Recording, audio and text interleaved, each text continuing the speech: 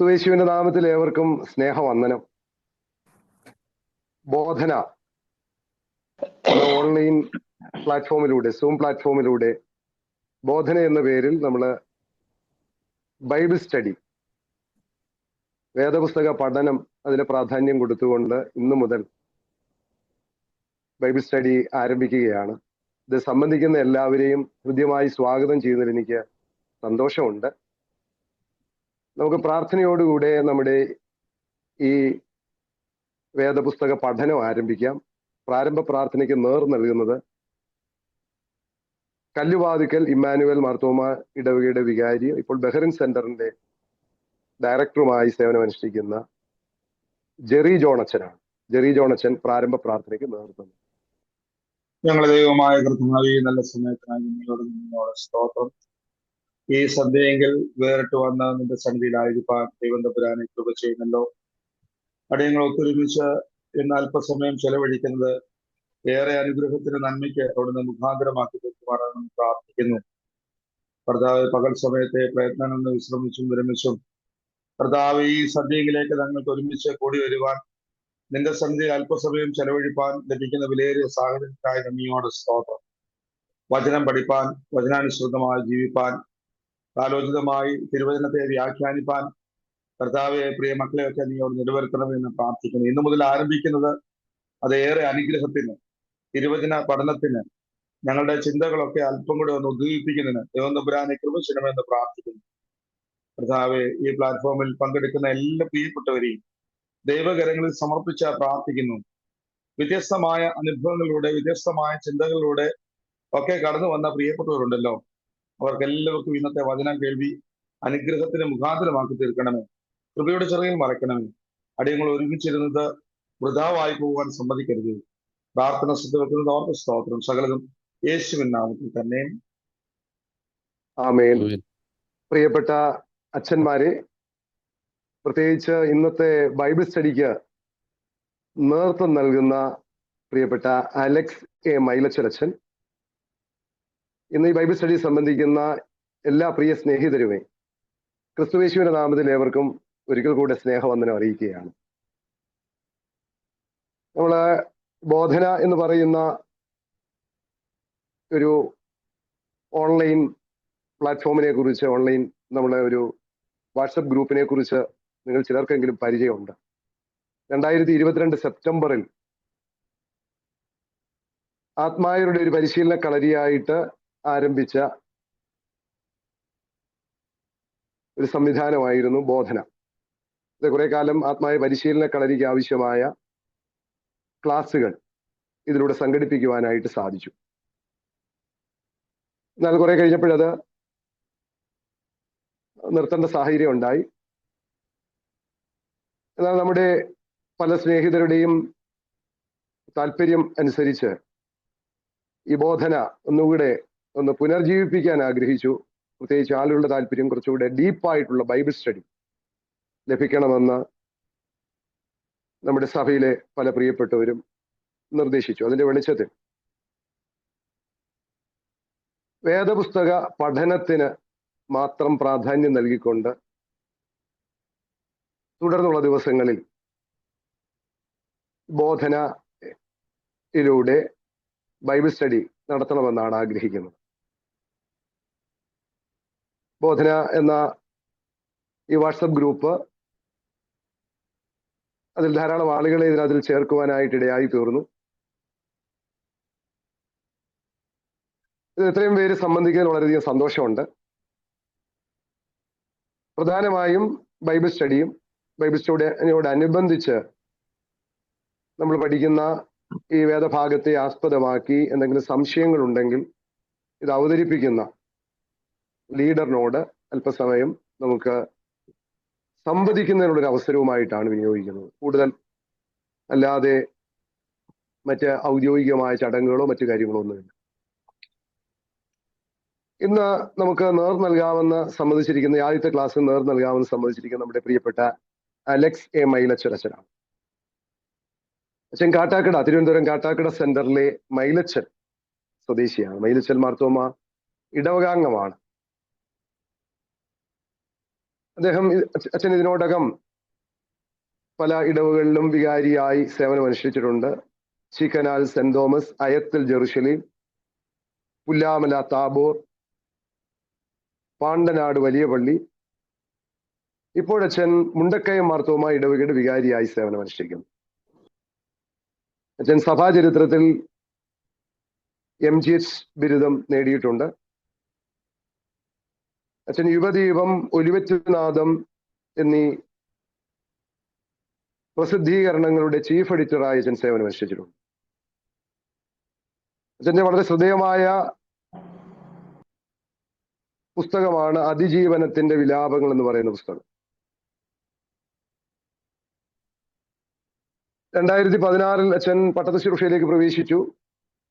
ഇതിനോടകം മാർത്തോമാ സഭയിലെ ഒരു ശ്രദ്ധേയനായ യുവ പട്ടക്കാരൻ കൂടെയാണ്.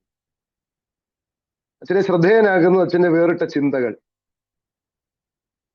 വേദപുസ്തകം വളരെ ആനുകാലികമായി വ്യാഖ്യാനിക്കുവാനുള്ള അച്ഛൻ്റെ കഴിവ്, ഇവയൊക്കെ അച്ഛനെ മറ്റുള്ളവരിൽ നിന്ന് ശ്രദ്ധേയനാകുന്നു എന്ന് പറയുന്നതിൽ യാതൊരു അതിശയോക്തിയും ഇല്ല എന്നത് ഞാൻ പ്രസ്താവിച്ചുകൊള്ളട്ടെ.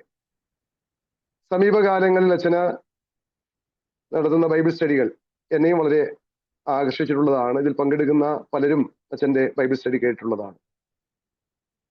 ക്ലർജി കോൺഫറൻസുകൾക്ക്, സെന്റർ മീറ്റിങ്ങുകൾക്ക് അച്ഛൻ നേതൃത്വം നൽകി വരുന്നു. അച്ഛൻ അടുത്ത കാലത്ത് പലയിടത്തുമൊക്കെ കൺവെൻഷൻ പ്രസംഗിക്കുന്നത് എനിക്ക് മനസ്സിലാക്കാൻ സാധിച്ചിട്ടുണ്ട്. ആ രീതിയിലൊക്കെ നല്ല ബൈബിൾ പഠനങ്ങൾ അച്ഛനിലൂടെ ജനത്തിന് ലഭിക്കുന്നു എന്ന് പറയുന്നത് വളരെ സന്തോഷമുള്ള കാര്യമാണ്. ഒരു ഷോർട്ട് നോട്ടീസിലാണ് ഞാൻ അച്ഛനെ ക്ഷണിച്ചത്. പ്രത്യേകിച്ച് നമ്മളൊരു ക്രിസ്മസ് കാലയളവിൽ ആയിരിക്കുമ്പോൾ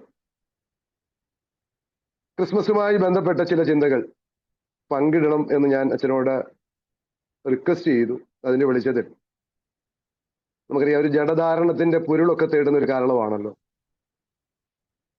അച്ഛൻ നമുക്ക് ഒരു ശ്രദ്ധേയമായൊരു വിഷയം നൽകിയിട്ടുണ്ട്. വിശുദ്ധ മത്തായിയുടെ സുവിശേഷം 1-ാം അധ്യായം അതിന്റെ 1 മുതൽ 17 വരെയുള്ള വാക്യങ്ങളാണ്. പ്രതിസ്മൃതികളുടെ ജഡാവതാരം എന്ന വിഷയമാണ് അച്ഛൻ നൽകിയിരിക്കുന്നത്. ആ വിഷയത്തെ ആസ്പദമാക്കി നമുക്ക് അച്ഛൻ വളരെ ശ്രദ്ധേയമായൊരു ക്ലാസ്, ബൈബിൾ സ്റ്റഡി നമുക്ക് നൽകി തരുമെന്നതിന് സംശയമില്ല. അതിലെ പ്രധാനമായിട്ട് നമുക്കറിയാം, ഒരു വംശാവലി ആണ് രേഖപ്പെടുത്തിയിരിക്കുന്നത്, നീണ്ട വംശാവലി. ഈ വംശാവലിയെ കുറിച്ച് ഒക്കെ നമ്മൾ വായിച്ച് പലപ്പോഴും വേദപുസ്തകമൊക്കെ വായിക്കുന്നവർക്ക് വളരെയധികം ബോറടിക്കുന്ന ഒരു ഭാഗം കൂടിയാണ് ഈ വംശാവലികൾ വായിക്കുക എന്ന് പറയുന്നത്. ഏറെ വർഷങ്ങൾക്ക് മുൻപ് ഞാൻ ഗുരു നിത്യചൈതന്യയതിയുടെ ഒരു പുസ്തകം വായിച്ചപ്പോൾ അതിൽ ഗുരു നിത്യചൈതന്യയതി വംശാവലിയെ കുറിച്ച് പറയുന്നത്, അതിൻ്റെ ഒരു സാരം പറയുന്നത്, മനുഷ്യൻ ഒരിടത്തും ഒറ്റപ്പെട്ടവനായി നിൽക്കുന്നില്ല. ആദ്യം തുടങ്ങിയതിനെല്ലാം ഒരു പിന്തുടർച്ചയുണ്ട് എന്നാണ് അതിനത് അദ്ദേഹം വായിക്കുന്നത്, അതിന് വ്യാഖ്യാനം നൽകുന്നത്. അപ്പോൾ ആദ്യം തുടങ്ങിയതിനെല്ലാം ഒരു പിന്തുടർച്ചയുണ്ട്, മനുഷ്യൻ ഒരിടത്തും ഒറ്റപ്പെട്ടവനായി നിൽക്കുന്നില്ല. അപ്പം വംശാവലിക്കും വേദപുസ്തകത്തിൽ വലിയൊരു പ്രാധാന്യമുണ്ട്. അച്ഛൻ ഇന്ന് ഈ വേദഭാഗം നമുക്ക് വ്യാഖ്യാനിക്കുവാൻ തക്കവണ്ണം നമ്മളോടൊപ്പം ആയിരിക്കുന്നു. അച്ഛനെ ഏറെ ഹൃദ്യമായി ഈ ബോധനയുടെ ഈ സെഷനിലേക്ക് ഏവരുടെയും പേരിൽ സ്വാഗതം ചെയ്യുന്നു. ഇത് നമ്മുടെ പ്രിയപ്പെട്ട സീനിയർ അച്ഛന്മാരും ജൂനിയർ അച്ഛന്മാരും ഇതിൽ സംബന്ധിക്കുന്നുണ്ട്. യേശുദാസ് അത്യാൽ അച്ഛനെ പോലെയും ജി വർഗീസ് അച്ഛനെ പോലെയും സീനിയറായിട്ടുള്ള അച്ഛന്മാരും നമ്മുടെ പ്രിയപ്പെട്ട മറ്റ് അച്ഛന്മാർ ഇതിൽ സംബന്ധിക്കുന്നുണ്ട്. അച്ഛന്മാരെ എല്ലാവരെയും ഏറെ സന്തോഷത്തോടെ വളരെ ഹാർദമായി ഈ ബോധനയുടെ സെഷനിലേക്ക് സ്വാഗതം ചെയ്യുന്നു. ഇത് വളരെയധികം താല്പര്യപൂർവ്വം സംബന്ധിക്കുന്ന, ബോധനയെ സ്നേഹിക്കുന്ന, ദൈവവചനം പഠിക്കുവാൻ ആഗ്രഹിക്കുന്ന ധാരാളം പേർ ഇതിൽ പങ്കെടുക്കുന്നു. ലോകത്തിന്റെ വിവിധ ഭാഗങ്ങളിൽ നിന്ന് സമയത്തിന്റെ ഒക്കെ വ്യത്യാസങ്ങളുണ്ടെങ്കിൽ അതൊക്കെ അവഗണിച്ചുകൊണ്ട് ഇതിൽ സംബന്ധിക്കുന്ന പ്രിയപ്പെട്ടവരുണ്ട്. ഇതിൽ പങ്കെടുക്കുന്ന ഏവരെയും ഹൃദ്യമായി ഞാൻ സ്വാഗതം ചെയ്യുന്നു. നമുക്ക് ദൈവവചനം ആഴമായി പഠിക്കുന്നതിനുള്ള അവസരമായിട്ട് നമുക്കിതിനെ വിനിയോഗിക്കാം. ഈ സെഷന് നേർ നൽകുവാനായിട്ട് പ്രിയപ്പെട്ട അലക്സ് അച്ഛനെ വളരെ ഹാർദമായി ഈ സമയത്ത് ഞാൻ ക്ഷണിക്കുന്നു. താങ്ക് യു അച്ഛാ. ദൈവത്തിന്റെ അതിപരിശുദ്ധ നാമം വാഴ്ത്തപ്പെടുമാറാകട്ടെ. ഇന്ന് ഈ സന്ധ്യയിൽ ഇങ്ങനെ ഒരു വേദപുസ്തക പഠനത്തിനായിട്ട്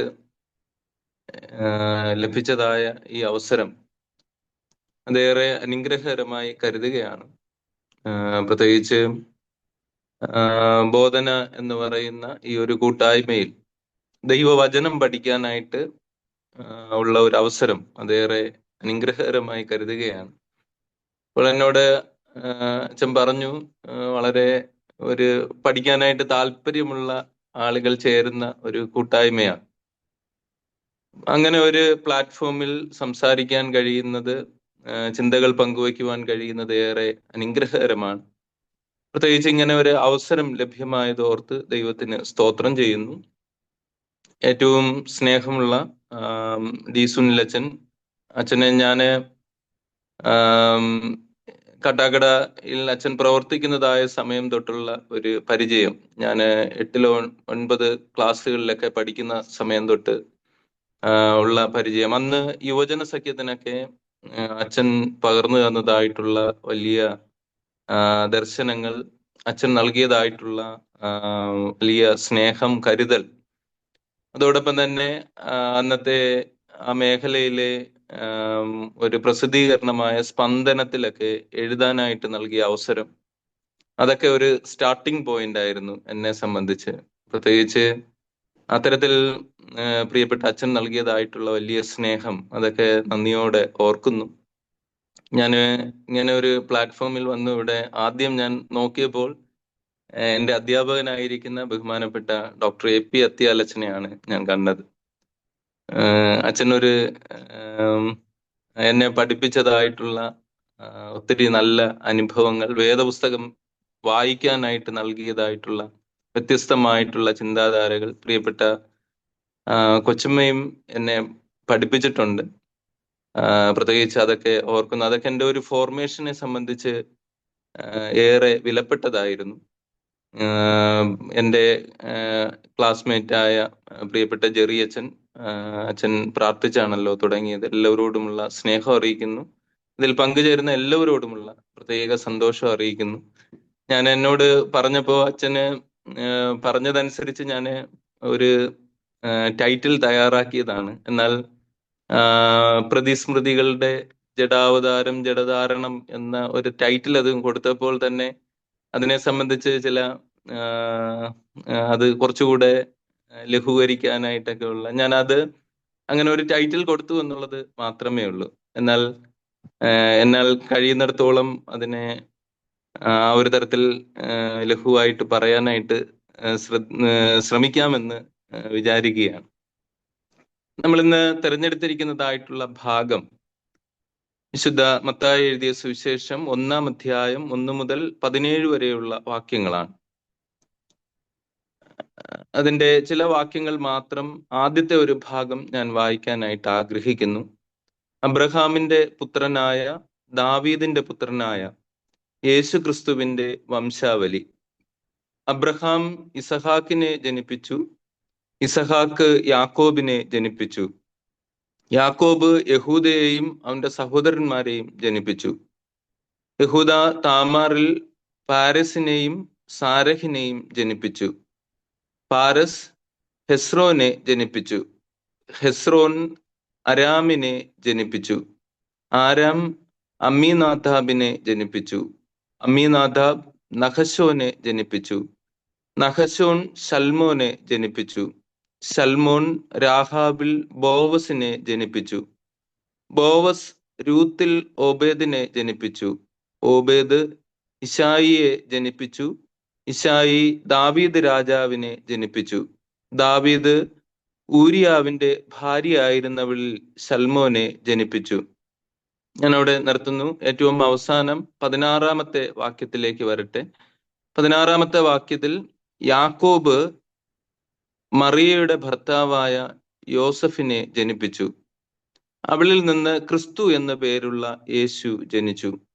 ഇങ്ങനെ തലമുറകളാകെ അബ്രഹാം മുതൽ ദാവീദ് വരെ 14-ഉം ദാവീദ് മുതൽ ബാബേൽ പ്രവാസത്തോളം 14, ബാബേൽ പ്രവാസം മുതൽ ക്രിസ്തുവിനോളം 14 ആകുന്നു. പ്രാർത്ഥിക്കാം. ഞങ്ങളുടെ ദൈവമേ, തിരുവചനം ഞങ്ങളുടെ ജീവിതത്തിന് നൽകുന്ന ബോധ്യങ്ങളും അത് ഞങ്ങൾക്ക് പകർന്നു തരുന്ന ദർശനങ്ങളും ഉൾക്കൊള്ളുവാൻ നീ ഞങ്ങളെ ഇടയാക്കണമേ. ഞങ്ങളുടെ ചിന്തകളെ അവിടുന്ന് ദീപ്തമാക്കണമേ. ദൈവമായ കർത്താവേ, തിരുവചനം ഞങ്ങൾക്ക് പുതിയ ദർശനങ്ങൾ പകർന്ന് ഞങ്ങളെ ഈ നാളുകളിൽ അവിടുന്ന് അനുഗ്രഹിക്കണമേ.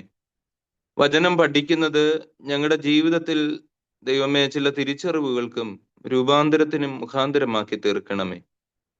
യേശു ക്രിസ്തുവിന്റെ നാമത്തിലുള്ള പ്രാർത്ഥന കൃപ തോന്നി കേൾക്കുമാറാകണമേ. ആമേൻ. ഈ ഒരു ഭാഗത്തിന്റെ ഒരു ആമുഖമായി ഞാൻ 1-2 കാര്യങ്ങൾ ഓർപ്പിച്ച് തുടങ്ങാൻ ആഗ്രഹിക്കുകയാണ്. വല്ലാതെ മനുഷ്യ മനസ്സുകളിൽ വിദ്വേഷത്തിന്റെയും വർഗീയതയുടെയും പകയുടെയും ഒക്കെ വൈറസുകൾ പെറ്റുപെരുകുന്ന ഒരു കാലമാണിത്. NS മാധവന്റെ പാലു പിരിയുന്ന കാലം എന്ന് പറയുന്ന ഒരു മനോഹരമായ ഒരു കഥയുണ്ട്. ഒരുപക്ഷെ നമ്മളൊക്കെ വായിച്ചിട്ടുണ്ടായിരിക്കും. അതിൽ സാബു അൽക്കാനേഖ എന്ന 2 ആളുകൾ തമ്മിലുള്ള ഒരു ട്രെയിൻ യാത്രയിലെ സംഭാഷണം, ഡൽഹിയിലേക്കുള്ള ഒരു യാത്രയിലെ സംഭാഷണമാണ് വിവരിക്കുന്നത്. അതില് അവര് തമ്മിലുള്ള സംഭാഷണത്തിലേക്കൊന്നും ഞാൻ പ്രവേശിക്കുന്നില്ല. എന്നാൽ സാബുവും അൽക്കാനേഖയും തമ്മിൽ ഒരു കാര്യത്തിൽ ബർത്ത് സംബന്ധിച്ചുള്ള ഒരു തർക്കം ഉണ്ടാകുന്നുണ്ട്. ഏറ്റവും അവസാനം സാബു പറയുന്നുണ്ട്, ഞാൻ ഒരു രോഗിയായിട്ട് ആയിരിക്കുന്ന ആളാണ്, എൻ്റെ ശരീരത്തിൽ നിന്ന് എടുത്ത ഒരു മാംസപിണ്ഡമാണ് ഇതിനകത്ത് സൂക്ഷിച്ചു, അത് അവിടെ പരിശോധനയ്ക്ക് കൊടുക്കാനായിട്ടാണ് ഞാൻ അങ്ങോട്ട് പോകുന്നത് എന്നൊക്കെ പറഞ്ഞ് അവർ തമ്മിലുള്ള സംഭാഷണം അതിൻ്റെ അകത്തുണ്ട്. അതുകൊണ്ട് തന്നെ ബർത്ത് മാറിക്കൊടുക്കാൻ പറ്റത്തില്ല എന്ന് പറയുമ്പോൾ അവസാനം അത് ചെന്ന് നിൽക്കുന്നത് ഈ സാബുവിനോട് പറയുന്നുണ്ട്, നാളെ നീ അവിടെ ഇറങ്ങുമ്പോൾ നിന്റെ ജീവൻ പിന്നെ ആ റെയിൽവേ സ്റ്റേഷനിൽ നിന്ന് പിന്നെ കാണത്തില്ല. ഈ സംഭാഷണം ചെന്ന് നിൽക്കുമ്പോൾ അടുത്ത ദിവസം ഡൽഹി ഒരു റെയിൽവേ സ്റ്റേഷനിൽ ഇറങ്ങുമ്പോൾ അവിടെ നിന്ന് ഒരു ആളോട് പറയുന്നുണ്ട്, ആ മനുഷ്യന്റെ കയ്യിലിരിക്കുന്ന മാംസപിണ്ഡം ഒരു മൃഗത്തിന്റെ മാംസമാണ് എന്ന് പറയുമ്പോൾ ആളുകളെല്ലാം ചേർന്ന് അദ്ദേഹത്തെ പരിശോധിക്കുമ്പോൾ കണ്ടെത്തുന്ന മാംസത്തിന്റെ കാര്യം വെച്ചിട്ട് അദ്ദേഹത്തെ അവിടെ തല്ലിക്കൊല്ലുന്നതായിട്ടുള്ള ഒരു അനുഭവമാണ് അത് സമകാലീന ഇന്ത്യയുടെ ഒരു പശ്ചാത്തലമൊക്കെ പറയുന്നുണ്ട്. എന്നിട്ട് NS മാധവൻ പറഞ്ഞു വെക്കുന്നത്, ഈ പാല് പിരിയുമ്പോൾ അതിലെ വൈറസുകൾ അതിനെ പിന്നെ ഒരിക്കലും യോജിപ്പിക്കാനായിട്ട് പറ്റത്തില്ല. അതുപോലെ മനുഷ്യ മനസ്സുകൾ വല്ലാതെ പിരിഞ്ഞു പോകുന്ന ഒരു കാലഘട്ടത്തിലാണ്. മീരയുടെ ഖബർ എന്നുള്ള നോവലൊക്കെ അത് വളരെ വ്യക്തമായിട്ട് നമ്മെ ഓർമ്മിപ്പിക്കുന്ന ഒന്നാണ്. ഞാനിത് പറയുന്നത് ഈ അടുത്ത നാളുകളിലൊക്കെ ഞാൻ ഈ ശുശ്രൂഷ ചെയ്യുന്ന ഒരു ഇടവുമായി ബന്ധപ്പെട്ട് ഒരു എക്യുമെനിക്കൽ മീറ്റിങ്ങിലൊക്കെ സംബന്ധിച്ചപ്പോൾ വല്ലാതെ അവിടെ വർഗീയമായ അനുഭവങ്ങൾ പങ്കുവെക്കുന്നതായിട്ട് കാണുകയുണ്ടായി. എന്ന് പറഞ്ഞാൽ ഒരു വിഭാഗം ആളുകളുടെ കടയിൽ പോകരുത് എന്നൊക്കെ പറയത്തക്ക രീതിയിലുള്ള ഒരു സംഭാഷണം ഞാൻ ശ്രദ്ധിക്കുകയുണ്ടായി. ഞാൻ പറഞ്ഞത്, ഈ ഇത്തരത്തിൽ മനുഷ്യ മനസ്സുകളിലൊക്കെ ഒരു വല്ലാതെ വൈറസുകൾ ബാധിച്ച് മനുഷ്യനല്ലാതെയായി മാറുന്ന ഒരു കാലഘട്ടത്തിലാണ് നമ്മൾ ജഡാവതാരത്തെ കുറിച്ചൊക്കെ ചിന്തിക്കുന്നത്. നമ്മൾ ഈ വായിച്ച വേദഭാഗം നമുക്ക് എല്ലാവർക്കും വായിച്ചിട്ടുള്ള വേദപുസ്തകത്തിൽ പുതിയ നിയമം വായിക്കുമ്പോൾ നമ്മൾ ആരംഭിക്കുന്ന ഈ ഭാഗം, ഈ ഒരു മത്തായി എഴുതിയ സുവിശേഷത്തിന്റെ ടൈറ്റിൽ എന്നൊക്കെ പറയാനായിട്ട് സാധിക്കും. ഇതൊരു നോട്ട് മിയർലി എ ജീനിയോളജി, ഇതൊരു വംശാവലി എന്നുള്ള രീതിയിൽ അതിനെ ചുരുക്കാനായിട്ട് മാത്രം സാധിക്കുന്ന ഒന്നല്ല. ഇതിന്റെ ഈ ഒരു ടെക്സ്റ്റിന്റെ അതിന്റെ ഒരു ഇൻട്രൊഡക്ഷൻ പാർട്ടായിട്ട് നമുക്ക് ഈ ഭാഗത്തെ മനസ്സിലാക്കാം. അല്ലെങ്കിൽ ഇതൊരു ചരിത്രപരമായ അടയാളപ്പെടുത്തലായിട്ടൊക്കെ നമുക്കിതിനെ കാണാനായിട്ട് സാധിക്കും. അതുകൊണ്ട് ആദ്യം ഈ ഒരു ടെക്സ്റ്റുമായിട്ടുള്ള ബന്ധത്തിൽ, മത്തായി എഴുതിയ സുവിശേഷവുമായി ബന്ധപ്പെട്ട് ഈ ഒരു ഭാഗത്തെ ഞാൻ 3 കാര്യങ്ങൾ പ്രധാനമായിട്ട് പറയുന്നത്, ഇതൊരു ചരിത്രപരമായ അടയാളപ്പെടുത്തൽ എന്ന് ഞാൻ പറഞ്ഞത് കൊണ്ട് തന്നെ ഇതൊരു കണ്ടിന്യൂയിങ് സ്റ്റോറിയാണ്. ഇത് ഒരു തുടർച്ചയെ കുറിച്ച് പറയുന്ന അതിന്റെ മുൻ ചരിത്രമാണ്. ഒരു ക്രൈസ്റ്റ് ഇവന്റിനെ കുറിച്ച് പറയാനായിട്ട് ഉള്ള ഒരു പുതിയ സ്റ്റോറി ബിഗിൻ ചെയ്യുമ്പോൾ അതിന്റെ മുന്നുള്ള ഭാഗത്തെ കുറിച്ച് പറയാൻ ഉപയോഗിക്കുന്ന ഒരു ഭാഗമാണ്. ഈ ജീനിയോളജി എന്ന് പറയുന്നത് ഇതൊരു it is not a prefixed list of Jesus ancestors എന്ന് ഉള്ള ഒരു കാര്യം അല്ല ഇത്. ഇതൊരു യേശുവിന്റെ മുൻ തലമുറയെ കുറിച്ച് പറയാനായിട്ട് ഉപയോഗിക്കുന്ന ഒരു ഭാഗം അല്ല ഇത്. ഇതിനൊരു ഹിസ്റ്റോറിക്കൽ കണ്ടിന്യൂവേഷൻ ഉണ്ട്. ഈ മത്തായി എഴുതിയ സുവിശേഷത്തിലെ ജീനിയോളജി ആരംഭിക്കുന്നത് അബ്രഹാമിലാണ്. അബ്രഹാമിന്റെ പുത്രനായ ദാവീദിന്റെ പുത്രനായ യേശു ക്രിസ്തുവിന്റെ വംശാവലി എന്ന് പറഞ്ഞുകൊണ്ടാണ് ആരംഭിക്കുന്നത്. സൺ ഓഫ് എബ്രഹാം ഇതൊരു മിസിയാനിക് ടൈറ്റിൽ അല്ല. യേശുവിന് നൽകുന്ന ഒരു മറ്റ് ടൈറ്റിലുകളെ പോലെ ഒരു ക്രൈസ്റ്റ് എന്നോ ലോർഡ് എന്നോ ഒക്കെ പറയുന്നതായിട്ടുള്ള ഒരു ടൈറ്റിൽ പോലെയുള്ള ഒരു മെസ്സിയാനിക് ടൈറ്റിൽ അല്ല ഇവിടെ ഉപയോഗിക്കുന്നത്. സൺ ഓഫ് എബ്രഹാം എന്ന് പറയുന്ന ഒരു പദം ഉപയോഗിക്കുമ്പോൾ ഇതൊരു ഏർലി ഇസ്രായേൽ ഹിസ്റ്ററിയെ പ്രതിപാദിക്കുന്നതായിട്ടുള്ള ഒരു ഭാഗമാണ്. അതുകൊണ്ട് തന്നെ ഈ ഒരു ഭാഗത്ത് നിന്നുകൊണ്ട് ഈ ഒരു കണ്ടിന്യൂയിങ് ഒരു വീണ്ടെടുപ്പിന്റെ ഒരു കണ്ടിന്യൂയിങ് സ്റ്റോറിയെ കുറിച്ച് പറയുന്ന ഒരു ഭാഗത്തെ ആണ് മത്തായി അടയാളപ്പെടുത്താനായിട്ട് ശ്രമിക്കുന്നത്. എന്നാൽ ഇതിനു മുമ്പ് എഴുതിയതായിട്ടുള്ള മർക്കോസ് എഴുതിയ സുവിശേഷം ഒന്നുകൂടെ ഇതിനെ ക്ലിയർ ആയിട്ട് യേശു ആരെന്ന് അടയാളപ്പെടുത്താനായിട്ട് ശ്രമിക്കുന്നുണ്ട്. അതിന്റെ ഒരു ആരംഭം എന്ന് പറയുന്നത് ജീസസ് സൺ ഓഫ് ഗോഡ് എന്നുള്ള ദൈവത്തിന്റെ പുത്രൻ എന്നുള്ള ഒരു വാക്കോടുകൂടെയാണ് അത് ആരംഭിക്കുന്നത്. അതുകൊണ്ട് ഇതൊരു ഹിസ്റ്റോറിക്കൽ കണ്ടിന്യൂഷനെ കുറിച്ച് നമുക്ക് ഈ ഭാഗത്ത് കാണാനായിട്ട് ഇടയാകും. രണ്ടാമത് ഇതിനോട് ചേർന്ന് ഇതൊരു കീ ഹിസ്റ്റോറിക്കൽ ടൈറ്റിലാണ്, ക്രിസ്റ്റോളജിക്കൽ ടൈറ്റിലാണ്. മാത്യൻ ക്രിസ്റ്റോളജി അത് പറയുമ്പോൾ ഈ ഒരു ഇസ്രായേൽ ഹിസ്റ്ററിയുമായിട്ട് ചേർത്ത് നിന്നുള്ള അങ്ങനെയുള്ള ഒരു ക്രിസ്റ്റോളജിക്കൽ അണ്ടർസ്റ്റാൻഡിംഗ് ആണ് മത്തായി പങ്കുവെക്കാനായിട്ട് ശ്രമിക്കുന്നത്.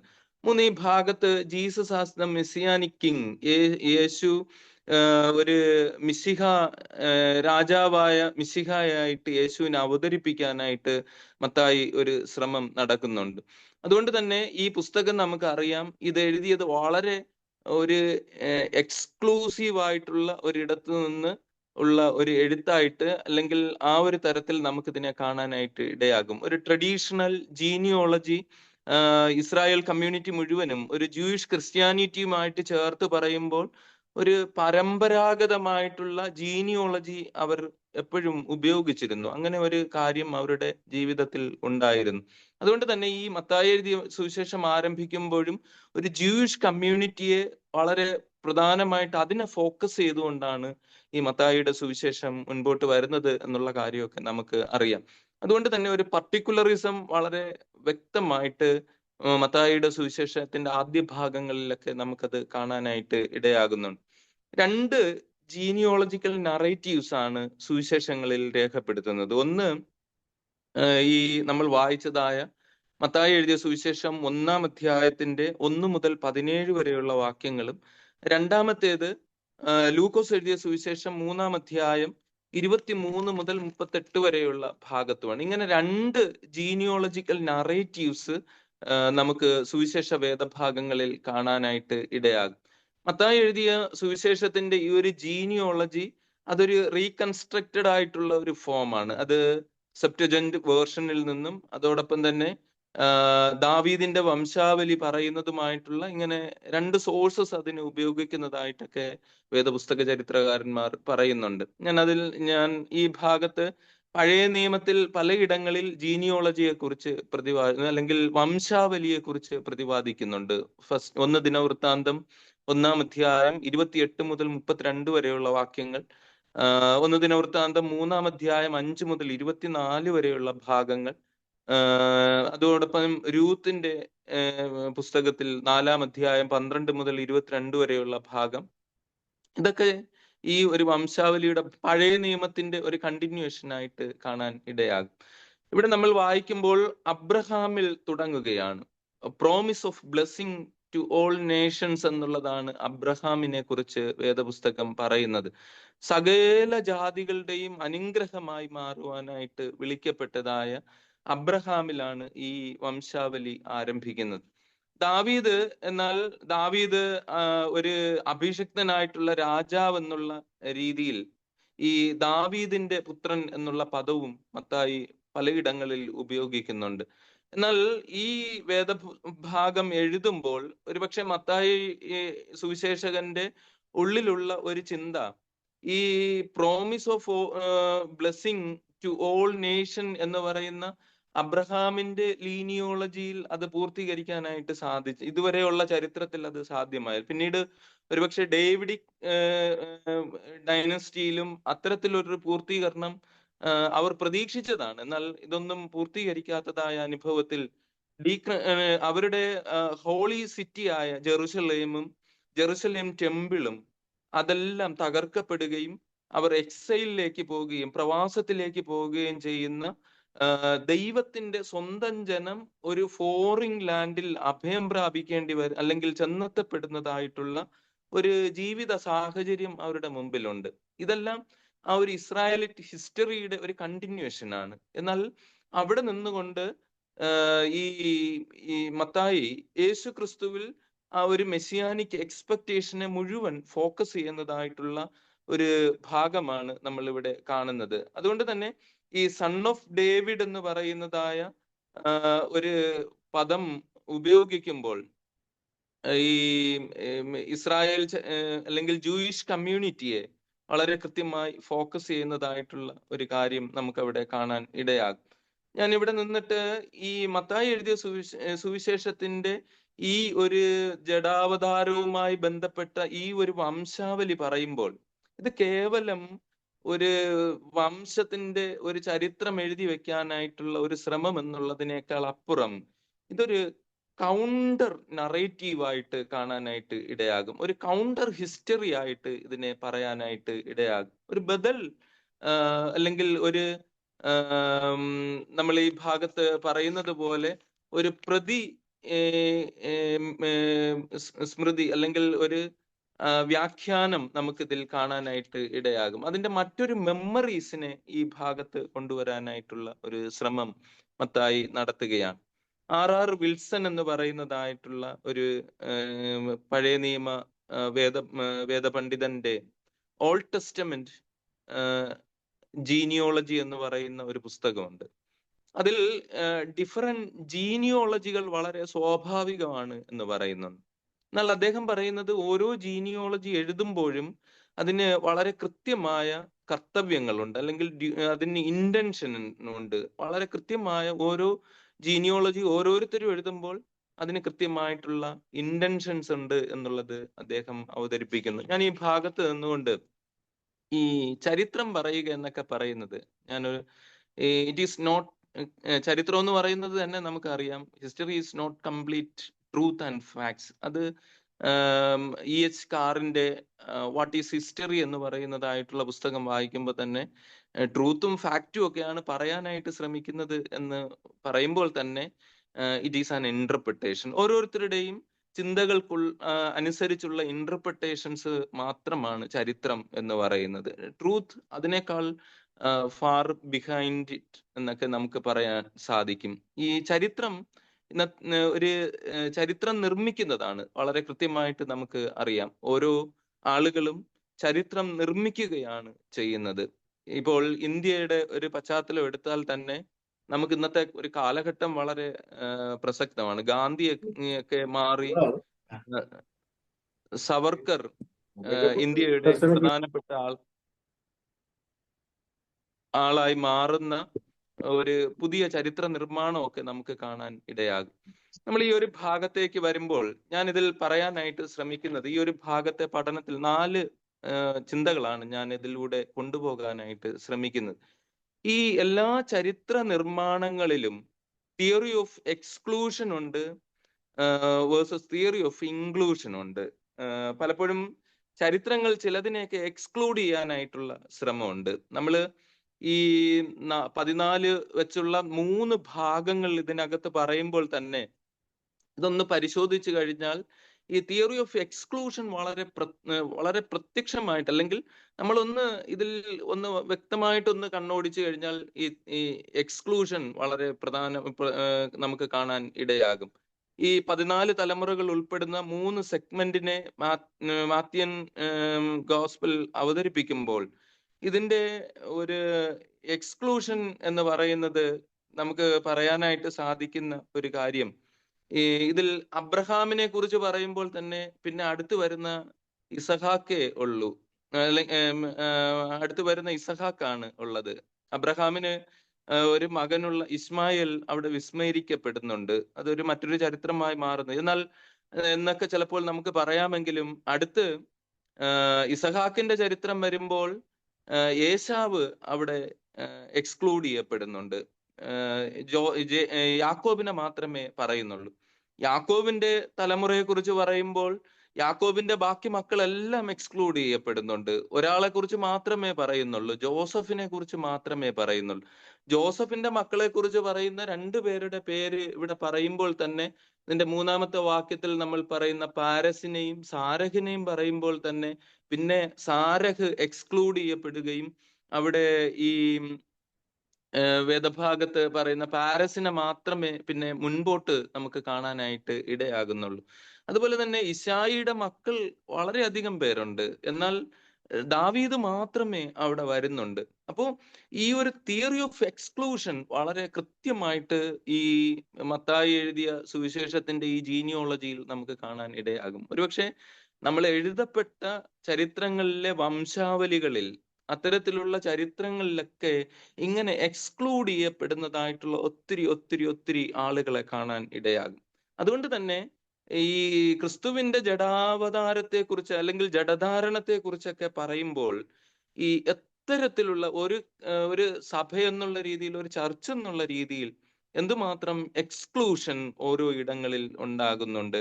ഒരു എത്നിക് എക്സ്ക്ലൂഷൻ ഉണ്ടോ, ഒരു ജെൻഡർ എക്സ്ക്ലൂഷൻ ഉണ്ടോ, ഇങ്ങനെയുള്ള ഒത്തിരി കാര്യങ്ങൾ നമുക്ക് ഈ ഭാഗത്ത് നിന്ന് മനസ്സിലാക്കാനായിട്ട് ഇടയാകും. ഞാനിത് ആദ്യത്തെ ഒരു ഭാഗം മാത്രമേ ഞാൻ പറഞ്ഞുള്ളൂ. എന്നാൽ പിന്നീട് ഓരോ ഭാഗവും എടുത്തു വരുമ്പോൾ ഇതിൽ നിന്ന് വിട്ടുപോയിരിക്കുന്ന എത്രയെത്ര മനുഷ്യരുണ്ട്. ഒരുപക്ഷെ ഈ ചരിത്രത്തിൽ ഇടം പിടിക്കുന്നവരെക്കാൾ അധികം ചരിത്രത്തിൽ ഇടമില്ലാതെ പോകുന്നതായിട്ടുള്ള ആളുകളെ നമുക്ക് കാണാൻ ഇടയാകും. സ്റ്റോറി ഓഫ് എക്സ്ക്ലൂഷൻ പറയുമ്പോൾ ഒരു കമ്മ്യൂണിറ്റി, ജീനിയോളജി എന്ന് പറയുന്ന സ്റ്റോറി ഓഫ് കമ്മ്യൂണിറ്റി ആണ്. ആ ഒരു കമ്മ്യൂണിറ്റിയെ കുറിച്ച് പറയുമ്പോൾ ഈ ഒരു ചരിത്രത്തിൽ തന്നെ യേശുവിനെ കുറിച്ച് പറയുന്ന ഈ ഒരു ചരിത്രത്തിൽ ഏകദേശം 400 വർഷത്തെ മാത്രം ഒരു ചരിത്രമായിട്ട് അത് മാറുന്നു എന്നുള്ളതും നമുക്ക് കാണാൻ ഇടയാകും. അതുകൊണ്ട് തന്നെ ഈ എക്സ്ക്ലൂഷൻ ക്രിയേറ്റ്സ് മാർജിനലൈസേഷൻ. എപ്പോഴും എക്സ്ക്ലൂഡ് ചെയ്യപ്പെടുന്ന കമ്മ്യൂണിറ്റി ഒരു മാർജിനലൈസ്ഡ് കമ്മ്യൂണിറ്റി ആയിട്ട് അല്ലെങ്കിൽ ഒരു പെരിഫറലൈസേഷൻ ആയിട്ട് ഈ കമ്മ്യൂണിറ്റി മാറും. മാത്യാസ് ബ്രെൻഡ്, ലൗറ കോളിനി എന്ന് പറയുന്ന 2 വ്യക്തികൾ എഴുതിയ ഒരു പുസ്തകമാണ് ഈ എക്സ്ക്ലൂഷൻ, മാർജിനലൈസേഷൻ ആൻഡ് പെരിഫറലൈസേഷൻ എന്ന് പറയുന്നതായിട്ടുള്ള പുസ്തകം. ഞാനിത് പറഞ്ഞത് ഈ എക്സ്ക്ലൂഷൻ ഇതിന്റെ ഉള്ളിൽ വരികയാണ്. ഈ എക്സ്ക്ലൂഷനെ ഓവർകം ചെയ്യുന്ന ഒരു ഇൻക്ലൂഷൻ ഈ ഒരു ഭാഗം ഉള്ളപ്പോൾ തന്നെ അതിന് ഒരു മറ്റൊരു കൗണ്ടർ നറേറ്റ് അല്ലെങ്കിൽ കൗണ്ടർ ഹിസ്റ്ററി എന്നൊക്കെ പറയത്തക്ക രീതിയിൽ മറ്റൊരു കാര്യം അവിടെ പ്ലേസ് ചെയ്യാനായിട്ട് ശ്രമിക്കുന്നുണ്ട്.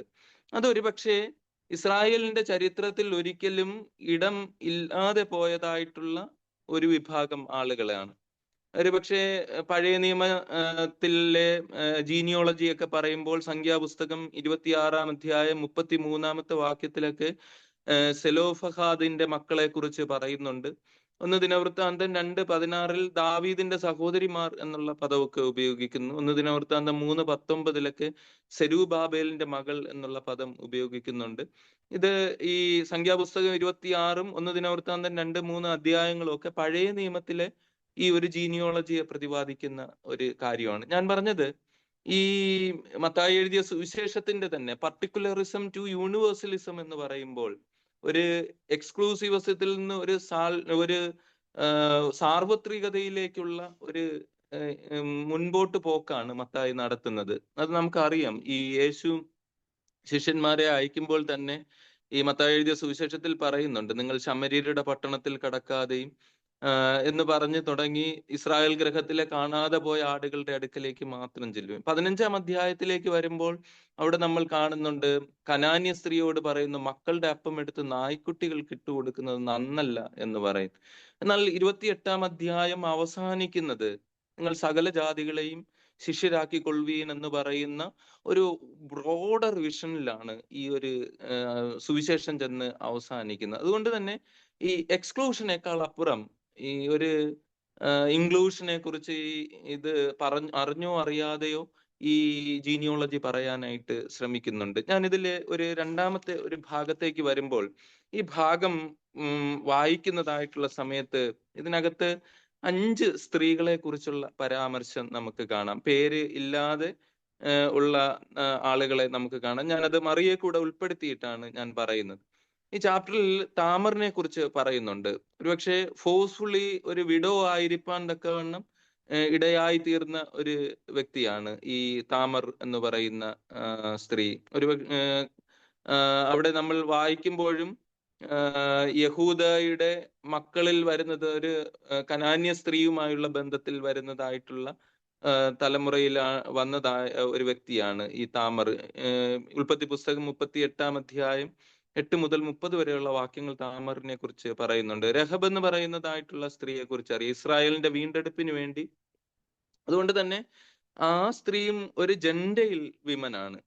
രൂത്തിനെ കുറിച്ച് പറയുന്നത് മോബബൈറ്റ് വിമൻ എന്നാണ്. വേദപുസ്തകം പറയുന്ന അനുസരിച്ച് Ruth was A Gentile, excluded from Israel community.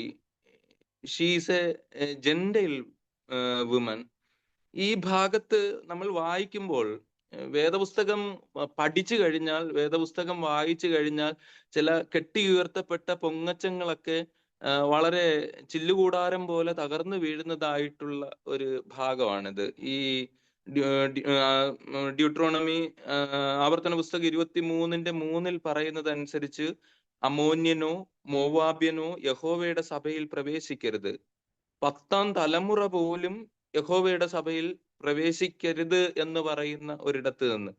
നെഹമ്യാവിന്റെ പുസ്തകം 13:1 അമോന്യനും മോവാബ്യനും ഒരു നാളും ദൈവത്തിന്റെ സഭയിൽ പ്രവേശിക്കരുത് എന്ന് പറയുമ്പോൾ, യേശുവിനെ കുറിച്ച് പറയുന്ന യേശുവിന്റെ വംശാവലിയെ അവതരിപ്പിക്കുമ്പോൾ, ഇതിന്റെ ഇൻട്രൊഡക്ഷൻ ഇത് അവതരിപ്പിക്കുമ്പോൾ തന്നെ വളരെ ഒരു ബ്രോഡർ ഫ്രെയിം വർക്ക് ഇതിന്റെ ഉള്ളിൽ വരികയാണ്. കാരണം ഈ രൂത്ത് ഈ ദൈവത്തിന്റെ സന്നിധിയിൽ പ്രവേശിപ്പിക്കാൻ അനുവാദം ലഭിക്കാത്തതായിട്ടുള്ള ഒരു മോവബേറ്റ് സ്ത്രീ യേശുവിന്റെ വംശാവലിയിൽ ഉൾപ്പെടുന്നു എന്ന് പറയുമ്പോൾ, ഈ ഇൻക്ലൂഷൻ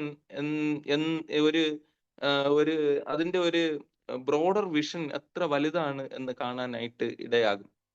ഊരിയാവിന്റെ ഭാര്യയാണ് പിന്നെ പറയുന്നത്.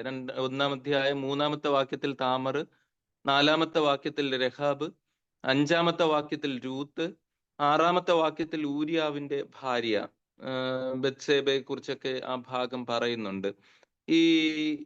അതും ഊരിയാവ് എന്ന് പറയുന്നത് ഒരു ഹിത്യ വ്യക്തിയാണ്. ഊരിയാവിന്റെ ഭാര്യ അപ്പോൾ ഒരു ഹിറ്റൈറ്റ് വിമൻ ആയിരിക്കണം. അങ്ങനെയെങ്കിൽ അങ്ങനെയുള്ള ഒരു വുമനെ കുറിച്ച് പറയുമ്പോൾ വേദപുസ്തകം പറയുന്നത് അതിനേക്കാൾ അപ്പുറമായിട്ടുള്ള ഒരു പുതിയ സ്പേസിനെ കുറിച്ച് വേദപുസ്തകം ഓർമ്മിപ്പിക്കുകയാണ്. ചിലപ്പോഴൊക്കെ നമുക്ക് തോന്നും വേദപുസ്തകം പഠിച്ചു കഴിഞ്ഞാൽ നമുക്ക് ഇങ്ങനെയുള്ള കാര്യങ്ങളെ കുറിച്ചൊക്കെ പറയേണ്ടി വരും. അതിനേക്കാൾ വേദപുസ്തകം വായിക്കാതിരിക്കുന്നതൊക്കെ ഭയങ്കര സന്തോഷമായിട്ട് തോന്നും. ഈ ഭാഗം എത്ര ഡീപ്പായിട്ടുള്ള വേദപുസ്തക ചിന്തകളാണ് നമ്മളിലേക്ക് കൊണ്ടുവരുന്നത്. ഏറ്റവും അവസാനം 16-ാമത്തെ വാക്യത്തിലേക്ക് വരുമ്പോൾ, ഈ യോസഫിൽ നിന്ന് ഈ യേശു ജനിച്ചു എന്ന് പറയാനല്ല ഒരുപക്ഷെ മത്തായി ശ്രമിക്കുന്നത്. അതിനേക്കാൾ അപ്പുറം മറിയയിൽ നിന്ന് യേശു ജനിച്ചു എന്ന് പറയാനാണ് ശ്രമിക്കുന്നത്. ഈ ഒരു ഭാഗം നമ്മുടെ മുമ്പിൽ കൊണ്ടുവരുന്ന ഒരു ചിന്ത വളരെ പ്രസക്തമാണ്. ഈ വേദപുസ്തകത്തിൽ ഒരുപക്ഷെ എന്തൊക്കെ രീതിയിൽ പറഞ്ഞാലും ഒരു ജെൻഡർ ബയസ്ഡ് ആയിട്ടുള്ള ലാംഗ്വേജ് ഉപയോഗിക്കുമ്പോൾ തന്നെ അതിനകത്ത് വലിയൊരു സ്പേസ് ഉണ്ട്. വലിയൊരു ഈ ഒരു സ്പേസ് നമുക്ക് കാണാൻ ഇടയാകും. ഹെർ മസ്സയ, അവളുടെ ദൈവം, അവളുടെ മിശിഹ എന്ന് പറയുന്ന ഒരു പുതിയ സ്പേസ് ഇവിടെ മത്തായി ക്രിയേറ്റ് ചെയ്യുകയാണ്. ഹെർ ജീനിയോളജി എന്ന് പറയുന്ന അല്ലെങ്കിൽ അവളുടെയും കൂടെ വംശാവലി എന്ന് പറയത്തക്കവണ്ണമുള്ള ഒരു പുതിയ സ്പേസ് കൊണ്ടുവരുന്നു. അതും അങ്ങനെ ഒരു സ്ത്രീ എന്നുള്ള ഒരു യഹൂദ സ്ത്രീ എന്നുള്ള ഒരു കോൺസെപ്റ്റിൽ നിന്നൊക്കെ ഒന്നുകൂടെ കടന്ന് മത്തായി പോവുകയാണ്. സ്ത്രീകൾ, പാപികൾ, വിജാതിയർ എന്നൊക്കെ പറയുന്ന ഒരു സ്പേസിൽ നിന്ന് കുറച്ചുകൂടെ അതിന്റെ ഒരു ഡീപ്പ് സ്പേസിലേക്ക് അത് കടന്നു പോവുകയാണ്. മത്തായി പറയാൻ ശ്രമിക്കുന്നത് അവളിൽ നിന്ന് യേശു ജനിച്ചു എന്ന്, ക്രിസ്തു എന്ന പേരുള്ള യേശു ജനിച്ചു എന്ന് പറയാനാണ് ശ്രമിക്കുന്നത്. അവിടെയാണ് ഈ വംശാവലിയുടെയൊക്കെ ഈ ഭാഗത്തെ അടയാളപ്പെടുത്തലിന്റെ ഒരു പ്രസക്തി ഉണ്ടാകുന്നത്. ഇതുവരെ നമ്മുടെ മൈൻഡിൽ കോൺസ്റ്റിറ്റ്യൂട്ട് ചെയ്തിരിക്കുന്നതായിട്ടുള്ള ചില ചിന്താഗതികൾക്ക് ഒരു വ്യത്യാസം ഉണ്ടാക്കുന്ന ഒരു ഭാഗമാണ്. നമ്മൾ ഏറെ വായിക്കുകയും ഒരു കാലത്ത് ചിന്തിക്കുകയും ചെയ്ത, ഒരുപക്ഷെ സഭയിൽ ഒത്തിരി അഭിമാനത്തോടെ പറയുന്ന വ്യക്തിയാണ് എം തോമസ്. എം തോമസിനെയൊക്കെ നമ്മൾ ഒരുപക്ഷെ തിയോളജിക്കൽ അല്ലെങ്കിൽ ബിബ്ലിക്കൽ ഇന്റർപ്രിട്ടേഷൻ മേഖലയിൽ നിന്നൊക്കെ മറന്നുപോയിട്ടുണ്ട്. ഞാൻ കുമ്പാടിയിൽ പഠിക്കുന്ന സമയത്ത് ബഹുമാനപ്പെട്ട അത്യാലച്ചനൊക്കെ പറയുന്ന ഒരു കാര്യം, അച്ഛൻ പറഞ്ഞിട്ടുണ്ട്, ബിബ്ലിക്കൽ കമന്ററി വായിക്കുമ്പോൾ വേറെ ആരെ വായിച്ചു, എമ്മിനെ വായിച്ചു തുടങ്ങാൻ ഒക്കെ അച്ഛൻ ഓർപ്പിച്ചതായിട്ടുള്ളതൊക്കെ ഞാൻ ഓർക്കുന്നു. ഞാൻ പറഞ്ഞത് ഈ എം തോമസിന്റെ ഭവനം, പെണ്ണമ്മ ഭവൻ, ആ ഒരു വീട്, ആ ഒരു പേര് തന്നെ തന്റെ ഭാര്യയുടെ പേരാണ്.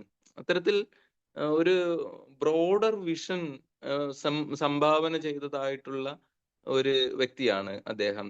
ഞാൻ പറഞ്ഞത് ഈ ഭാഗവും പറയുന്നത്, ഈ ജീനിയോളജി പറയാൻ ശ്രമിക്കുന്നതും ഇതുവരെ പറഞ്ഞു വന്ന ഒരു മെയിൽ ഡോമിനേറ്റഡ് സ്ട്രക്ചറിനെ മുഴുവൻ കൗണ്ടർ ചെയ്തുകൊണ്ട് മറ്റൊരു നറേറ്റീവ് ഈ മത്തായി സുവിശേഷകൻ കൊണ്ടുവരികയാണ്. അത് ഹെർമസ്സയ എന്നുള്ള, അവളിൽ നിന്നുള്ള അല്ലെങ്കിൽ അവളുടെ വംശം എന്ന് പറയുന്ന മറ്റൊന്നിലേക്ക് കൊണ്ടുവരാനായിട്ട് ശ്രമിക്കുകയാണ്. ഒരുപക്ഷെ വേദപുസ്തകത്തിൽ നമ്മൾ ഇത് വായിക്കുമ്പോൾ നമുക്ക് പറയാം, Jesus is the fulfilment of Israel's purpose and hopes എന്നൊക്കെ പറയാൻ ഇടയാകും. നമ്മുടെ ഇസ്രായേലിന്റെ അവരുടെ പ്രത്യാശയുടെ ഒരു ഫുൾഫിൽമെന്റ് ആണ് യേശു എന്ന് പറയാൻ മത്തായി സുവിശേഷം എഴുതി എന്ന് പറയാം, അല്ലെങ്കിൽ ജീസസ് ആസ് മെസ്സയ എന്ന് പറയാൻ, അല്ലെങ്കിൽ ഒരു സാൽവിഫിക് ഹിസ്റ്ററിയെ കുറിച്ച് പറയാൻ ഈ മത്തായി ഇത് എഴുതി എന്നൊക്കെ ചിലപ്പോൾ നമ്മൾ പറയാം. അല്ലെങ്കിൽ Jesus is A royal Messiah, ഒരു രാജകീയ മിശിഹ എന്നൊക്കെ പറയാൻ, സൺ ഓഫ് ഡേവിഡ് എന്നൊക്കെ പറയാൻ, റോയൽ മോട്ടീവ്, ഇതിന്റെ പിന്നിലുണ്ട് എന്നൊക്കെ പറയാനായിട്ടൊക്കെ നമുക്ക് ശ്രമിക്കാം. എന്നാൽ മത്തായി അതിൽ നിന്നൊക്കെ മറ്റൊരു കാര്യം അവതരിപ്പിക്കാൻ ശ്രമിക്കുന്നു എന്നാണ് എൻ്റെ ഒരു ചിന്ത. ഈ കൊസുഗെ കൊയാമോ എന്ന് പറയുന്ന ഒരു ദൈവശാസ്ത്രജ്ഞനുണ്ടല്ലോ, അദ്ദേഹത്തെ ഒരുപക്ഷെ വായിച്ചിട്ടുണ്ടാകാം. അപ്പോൾ അദ്ദേഹത്തിന്റെ ഒരു പുസ്തകത്തിലെ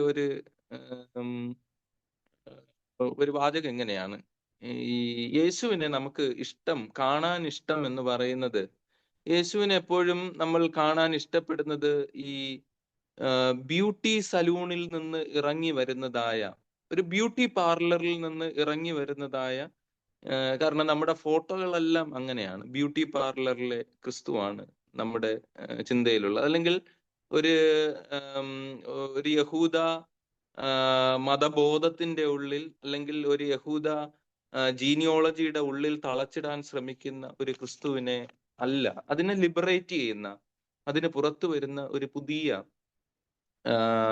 ജീനിയോളജി അല്ലെങ്കിൽ അത്തരത്തിലുള്ള ഒരു മിശിഹായെ ഇവിടെ മത്തായി അവതരിപ്പിക്കുകയാണ്. മൂന്നാമത് ഞാൻ പറയാനായിട്ട് ശ്രമിക്കുന്നത്, ഈ ഒരു ഭാഗം ക്രിയേറ്റിംഗ് ന്യൂ കോൺവെർസേഷൻ, പുതിയ സംഭാഷണങ്ങൾ രൂപപ്പെടുത്തുകയാണ്. ഈ രണ്ട് വംശാവലി ഈ പുതിയ നിയമത്തിലുണ്ട് എന്ന് ഞാൻ പറഞ്ഞല്ലോ. ഒന്ന് ലൂക്കോസ് എഴുതിയ സുവിശേഷത്തിൽ പറഞ്ഞതായ 3-ാം അധ്യായത്തിലെ ഒരു വംശാവലി, ആ വംശാവലി ഈ മത്തായി എഴുതിയ സുവിശേഷത്തിലെ വംശാവലിയും തമ്മിൽ ഒത്തിരി വ്യത്യാസമുണ്ട്. ഇവിടെ ഈ യോസഫിനെ കുറിച്ച് പറയുമ്പോൾ അവളുടെ ഭർത്താവ് യാക്കോബ് ആണ് എന്ന് പറയാൻ ശ്രമിക്കുന്നുവെങ്കിൽ, അവിടെ ലൂക്കോസ് എഴുതിയ സുവിശേഷത്തിൽ അതിൽ കുറെ കൂടെ ഇത് വരുന്നുണ്ട്, ഹേലി തുടങ്ങിയ കാര്യങ്ങളൊക്കെ വരുന്നു. എന്നാൽ ആ വംശാവലി ചെന്ന് നിൽക്കുന്നത് ആദമിന്റെ മകൻ എന്നുള്ള ഒരു കാര്യത്തിലാണ്. ഇതിപ്പോ ഞാൻ പറയുമ്പോൾ ഒരുപക്ഷെ ഈ മത്തായി ഈ സുവിശേഷം എഴുതുമ്പോൾ ഈ വംശാവലി യേശുക്രിസ്തുവിന്റെ ജഡധാരണത്തെ കുറിച്ച് അവതരിപ്പിക്കുമ്പോൾ ഈ വംശാവലി ഇത് പറയുമ്പോൾ തന്നെ യേശുവിന് അങ്ങനെ ഒരു വംശാവലിയുടെ ഉള്ളിൽ തളച്ചിടുന്ന ഒരാളല്ല. ഈ യേശുവിന് വംശാവലി ഇല്ല എന്ന് പറയാനായിട്ടുള്ള ഒരു ശ്രമമായി ഞാൻ ഇതിനെ കാണുകയാണ്. സാബു ഐസകച്ചൻ കഴിഞ്ഞ ദിവസം പങ്കുവെച്ച ഒരു ചിന്ത ഇതിനോട് ചേർത്ത് ഞാൻ വായിക്കുകയാണ്. ഞാൻ ഈ ഭാഗം പറയുന്നത് ഒരു പുതിയ സംഭാഷണമാണ്, ഒരു ന്യൂ കോൺവെർസേഷൻ, പുതിയൊരു സംഭാഷണം രൂപപ്പെടുത്തുകയാണ്. ആദാമിന്റെ മകനാണ് നമ്മൾ എല്ലാവരും എന്ന് പറയാൻ ലൂക്കോസ് ശ്രമിക്കുമ്പോൾ അങ്ങനെ പറയേണ്ട ഒരു കാര്യമില്ല. കാരണം നമ്മളെല്ലാവരും ഈ ദൈവത്തിന്റെ മക്കളായിട്ട് അപ്പോൾ തന്നെ ഓൾറെഡി അങ്ങനെ വരുന്ന ഒരു കാര്യമാണ്. അതുകൊണ്ട് തന്നെ യേശുവിന്റെ ജഡാവതാരം അല്ലെങ്കിൽ ജഡധാരണം ഈ രക്ഷാവിജ്ഞാനീയത്തിൽ സകലർക്കും സ്പേസ് ഉണ്ട് എന്ന് ഓർമ്മിപ്പിക്കുന്ന ഒരു ന്യൂ കോൺവെർസേഷൻ ആണ്, പുതിയൊരു സംഭാഷണമാണ് ഈ ഭാഗം നമ്മുടെ മുമ്പിലേക്ക് കൊണ്ടുവരുന്നത്. അല്ലെങ്കിൽ യേശുവിനെ കുറിച്ച് ഇവിടെ പറയുമ്പോൾ ഈ വംശാവലിയിൽ നിന്ന് യേശു വേർപിരിയുന്ന ഒരു പുതിയ തലം ഈ ഭാഗത്തിന്റെ ഉള്ളിലേക്ക് നമ്മൾ സൂക്ഷ്മമായിട്ട് വായിക്കുമ്പോൾ കാണാൻ ഇടയായി. യഹൂദ വംശാവലിയിൽ നിന്ന് വേർപിരിഞ്ഞ് ഒരു പുതിയ ദൈവജനം എന്നുള്ള വംശാവലിക്ക് അതീതനായിട്ടുള്ള ഒരു യേശുവിനെ ഈ ഭാഗത്ത് കാണാനായിട്ട് ഇടയാകും. നമ്മൾ ഈ ഭാഗത്ത് വായിക്കുമ്പോൾ എബ്രായർക്ക് എഴുതിയ ലേഖനം 7-ാം അധ്യായം 3-ാമത്തെ വാക്യം കൂടെ ഈ ഭാഗത്തോട് ചേർത്ത് നമുക്ക് വായിക്കാനായിട്ട് ഇടയാകും. പിതാവില്ല, മാതാവില്ല, ജീവാരംഭവും ജീവാവസാനവുമില്ല. അവൻ മൽക്കീസേദേക്കിന്റെ ക്രമപ്രകാരം എന്നേക്കും ഉള്ള ഒരു പുരോഹിതൻ എന്ന് പറയുമ്പോൾ വേദപുസ്തകം പറഞ്ഞു വെക്കുന്നതായിട്ടുള്ള ഒരു പുതിയ സംഭാഷണമുണ്ട്. ഒരു കൾട്ടിക്, എത്നിക് അത്തരത്തിലുള്ള ഒരു ഇടത്തിനേക്കാൾ അപ്പുറമായിട്ടുള്ള പുതിയ ഒരു ദൈവരാജ്യത്തിന്റെ സംഭാഷണമാണ് വേദപുസ്തകം പറഞ്ഞു വെക്കുന്നത്. ഇത് നമുക്ക് എങ്ങനെയാണ് നമ്മൾ ഈ വേദപുസ്തകത്തെ നമുക്ക് ഇതിനെ ഉൾക്കൊള്ളാനായിട്ട് സാധിക്കും? അത് യോഹന്നാൻ എഴുതിയ സുവിശേഷത്തിലും ഇതേ ചിന്തകളിലൂടെ നമ്മൾ കടന്നു വരുന്നുണ്ട്. ഞാൻ അതുകൊണ്ട് തന്നെ ഇവിടെ ഈ ഒരു ഭാഗം പറയുമ്പോൾ ഈ ജീനിയോളജി പറയുമ്പോൾ പറയാൻ ശ്രമിക്കുന്ന ഒരു കാര്യം വംശാവലിക്കൊക്കെ അതീതമായിട്ടുള്ള, അതിനേക്കാൾ അപ്പുറമായിട്ടുള്ള പുതിയൊരു സംഭാഷണം, ദൈവരാജ്യത്തിന്റെ ഒരു പുതിയ സംഭാഷണം ഇവിടെ മത്തായി രൂപപ്പെടുത്തുകയാണ്. നാലാമത് ഒരു കാര്യം കൂടെ പങ്കുവച്ച് ഈ പഠനത്തിന്റെ അവസാന ഭാഗത്തേക്ക് വരാൻ ആഗ്രഹിക്കുകയാണ്. ഇങ്ങനെ ഇത്രയും കാര്യങ്ങൾ വേദപുസ്തകം പറഞ്ഞു വരുമ്പോൾ, ഇത്രയും കാര്യങ്ങൾ പറഞ്ഞു വെക്കുമ്പോൾ 18-ാമത്തെ വാക്യം വളരെ പ്രധാനപ്പെട്ട ഒരു വാക്യമായി എനിക്ക് തോന്നുകയാണ്. എന്നാൽ യേശു ക്രിസ്തുവിന്റെ ജനനം ഈ വണ്ണമായിരുന്നു. ബട്ട് എന്നുള്ള ഒരു ഇംഗ്ലീഷ് പദം അവിടെ ഉപയോഗിക്കുന്നുണ്ട്. ഇതൊക്കെയാണ് യഹൂദ വംശാവലിയുടെ ഇത്തരത്തിലുള്ള മാറാപ്പുകളെല്ലാം പറയുമ്പോൾ തന്നെ ഒരു പുതിയ തുടക്കമാണ് അവിടെ നമ്മൾ കാണുന്നത്. അതുകൊണ്ട് ഞാനിത് പുതിയ മെമ്മറീസ് എന്നുള്ള പ്രതിസ്മൃതി എന്നൊക്കെ പറഞ്ഞൊരു വാക്കൊക്കെ ഞാൻ പറയാം. ഒരു കൗണ്ടർ നറേറ്റീവ്സോ അല്ലെങ്കിൽ കൗണ്ടർ മെമ്മറീസോ എന്നൊക്കെ പറയാൻ ശ്രമിക്കും. മിഷേൽ ഫൂക്കോ പറയുന്നതനുസരിച്ച് ഈ ഹിസ്റ്ററി എപ്പോഴും ചരിത്രത്തിന് അതിന് ചില ഡിസ്കണ്ടിന്യൂറ്റീസ് ഉണ്ട്. ചില പർട്ടിക്കുലർ പോയിന്റിൽ വരുമ്പോഴുള്ള ചില ഡിസ്കണ്ടിന്യൂറ്റീസ് നമുക്ക് കാണാനായിട്ട് ഇടയാകും. അപ്പോ ഈ ഫൂക്കോ ഒക്കെ പറയുന്നതനുസരിച്ച് ഇപ്രാവശ്യത്തെ സഭാധാരകയിലെ ഈ ഭാഗത്തെ തന്നെ ഒരു വേദപഠനം സഭാധാരകയിലുണ്ട്. അത് ഈ ഒരു ഭാഗമായിട്ടൊക്കെ ചിലപ്പോൾ നമുക്ക് ചേർത്ത് ഇത്തരത്തിലുള്ള ചിന്തകൾ അതിന്റെ ഉള്ളിൽ നമുക്ക് കാണാൻ ഇടയാകും. സാം ജോസച്ചൻ എഴുതിയ അതിൽ പറയുന്ന ഒരു പദമാണ് ഈ പ്രതിസ്മൃതി എന്നുള്ള ഒരു പദമൊക്കെ. ഞാൻ പറഞ്ഞത് അത്തരത്തിലുള്ള ഒരു പുതിയ ഓർമ്മ രൂപപ്പെടുത്തുന്ന ഒരു ജഡാവതാരത്തെ കുറിച്ചാണ് വേദപുസ്തകം നമ്മെ ഓർമ്മിപ്പിക്കുന്നത്. പുതിയ ക്രിസ്മസ് എന്ത് എന്ന് ചോദിച്ചാൽ ഇത്തരത്തിലുള്ള ചില നമ്മൾ പറഞ്ഞു വെക്കുന്നതായിട്ടുള്ള ചില വഴികളിലൂടെയുള്ള ഒരു ഓർമ്മകൾ, അല്ലെങ്കിൽ അത്തരത്തിൽ നമ്മൾ പറഞ്ഞു പരിചയിച്ച ചില ഓർമ്മകൾക്കുള്ളിൽ മറ്റു ചില ഓർമ്മകളുണ്ടോ എന്നുള്ള ഒരു തിരയൽ അല്ലെങ്കിൽ അന്വേഷണമോ കണ്ടെത്തലോ ഒക്കെ കൂടെയാണ്. ഇത് നമ്മൾ പറയുമ്പോൾ തന്നെ ഈ ചരിത്രത്തിലെ ഇല്ലാത്ത എത്രയോ മനുഷ്യരെയാണ് നമുക്ക് സമൂഹത്തിൽ കാണാൻ ഇടയാകുന്നത്. വിനിൽ പോളിന്റെ ഒരു പുസ്തകമാണ്, നമുക്കറിയാം, അടിമ കേരളത്തിന്റെ അദൃശ്യ ചരിത്രം എന്നൊക്കെ പറയുന്നു. ഇതിൽ ചരിത്രത്തിൽ നിന്ന് തന്നെ പുറത്തു പോകുന്ന മനുഷ്യരുടെ സ്ഥാനം എവിടെയാണ്? അത് നമ്മൾ ചില പുതിയ മെമ്മറികളും ചില പുതിയ ചിന്തകളും രൂപപ്പെടുത്തേണ്ടത് ആവശ്യമാണ്. നമ്മൾ വേദപുസ്തകം വായിക്കുമ്പോൾ ഇവിടെ തുടങ്ങുന്ന ഈ ഒരു തുടക്കം, ബട്ട് അല്ലെങ്കിൽ ഈ എന്നാൽ എന്ന് പറഞ്ഞ് പുതിയ ഒരു മറ്റൊരു നറേറ്റീവ്സിലോട്ട് ഈ മത്തായി എഴുതിയ സുവിശേഷം പ്രവേശിക്കുമ്പോൾ ഞാൻ ഈ ഭാഗത്ത് നിന്നൊക്കെ ഈ ഭാഗത്തെ വായിക്കാൻ ശ്രമിക്കുന്ന ഒരു കാര്യം, ഈ നസ്രേത്ത് എന്നുള്ള പട്ടണത്തെ കുറിച്ച് വേദപുസ്തകം പറയും. 2-ാം അധ്യായം 23-ാമത്തെ വാക്യത്തിൽ പറഞ്ഞു, യേശുവിനെ അവതരിപ്പിക്കുന്നത് നസ്രേത്തുകാരൻ എന്നാണ് പറയുന്നത്. 4-ാം അധ്യായം 15-ാമത്തെ വാക്യത്തിൽ പറയുന്നു, ജാതികളുടെ ഗലീലയിൽ ശുശ്രൂഷ ചെയ്തതായിട്ടുള്ള യേശുവിനെ കുറിച്ചാണ് പറയുന്നത്. ഹെരോദാവിന്റെ കൊട്ടാരത്തിൽ അല്ല. 2-ാം അധ്യായം 11-ാമത്തെ വാക്യത്തിൽ ഹെരോദാവിന്റെ കൊട്ടാരത്തിൽ അന്വേഷിച്ച് ചെല്ലുന്ന വിദ്വാൻമാരല്ല, ഒരു വീട്ടിൽ ചെന്നപ്പോൾ കണ്ട യേശുവിനെ കുറിച്ചാണ് 2-ാം അധ്യായം 11-ാമത്തെ വാക്യത്തിൽ പറയുന്നത്. നസ്രേത്തും ഗലീലയും അതുപോലെ യേശുവിന്റെ ക്രൂശീകരണം പോലും പാളയത്തിന് പുറത്ത് ഉള്ള ഒരു കാൽവരിയുടെ അനുഭവമൊക്കെ നമ്മളെ ഓർമ്മിപ്പിക്കുമ്പോൾ ഇവിടെ ചില പുതിയ ഓർമ്മകളും പുതിയ ചരിത്രങ്ങളും പുതിയ ഇതിൽ എക്സ്ക്ലൂഡ് ചെയ്യപ്പെടുന്ന ആളുകളെയും ഉൾക്കൊള്ളുന്ന ഒരു പുതിയ വിശാല ദർശനത്തിലേക്ക് നമ്മൾ കടന്നു വരികയാണ്. ഒരുപക്ഷെ ഞാൻ ഈ ഭാഗത്തെ കുറിച്ച് പറയുമ്പോൾ ഞാൻ പറയാൻ ശ്രമിക്കുന്നത്, ഇതിന്റെ തുടക്കം അബ്രഹാമിന്റെ പുത്രൻ, അതീശ സങ്കല്പങ്ങൾ എന്ന് പറഞ്ഞാൽ ഹാഗറിനെ ഒരു തുരുത്തി വെള്ളവും കൊടുത്ത് പറഞ്ഞയക്കുന്നതായിട്ടുള്ള ഒരു പാട്രിയാർക്കിക്കൽ സ്ട്രക്ചറിൽ നിൽക്കുന്നതായിട്ടുള്ള ഒരു അബ്രഹാമിന്റെ ദൈവസങ്കല്പങ്ങളെക്കാൾ അധികം എനിക്ക് ഈ ഭാഗം വായിക്കുമ്പോൾ മത്തായി എഴുതിയ സുവിശേഷൻ മാത്യൻ തിയോളജി അല്ലെങ്കിൽ മാത്യൻ ടെക്സ്റ്റ് പങ്കുവെക്കുന്നതായിട്ടുള്ള മത്തായി എഴുതിയ സുവിശേഷകൻ പങ്കുവെക്കുന്ന താമാറിന്റെ വംശത്തിൽ പിറന്ന ക്രിസ്തുവിനെ ഏറെ ഇഷ്ടമാണ്. ഒരുപക്ഷെ ഈ രഹാബിന്റെ വംശത്തിൽപ്പെട്ട യേശുവിനെ എനിക്ക് ഏറെ ഇഷ്ടമാണ്. രൂത്തിന്റെ വംശാവലിയിൽ ജനിച്ച യേശുവിനെ എനിക്ക് ഒന്നുകൂടെ ഈ കാലഘട്ടത്തിലെ സുവിശേഷ വായനയിൽ ഒന്നുകൂടെ സംഗതമാകുകയാണ്. നമ്മുടെ ശുശ്രൂഷാ രംഗങ്ങളിൽ അത് കൂടുതൽ, അല്ലെങ്കിൽ നമ്മുടെ ജീവിത രംഗങ്ങളിൽ കൂടുതൽ സംഗതമാവുകയാണ്. മറിയയുടെ വംശാവലിയിൽ പിറന്ന ഒരു യേശുവിനെ എനിക്ക് ഏറെ ഇഷ്ടമാണ്. എൻ്റെ ചിന്തകൾ ഞാൻ 4 ഭാഗങ്ങളിലൂടെ പറയാനായിട്ട് ശ്രമിക്കുകയായിരുന്നു. ഒന്ന്, ഈ ഭാഗത്തെ ഒരു തിയറി ഓഫ് ഇൻക്ലൂഷൻ, അതിൻ്റെ ഒരു ഉൾക്കൊള്ളലിന്റെ പുതിയ ഒരു അനുഭവം.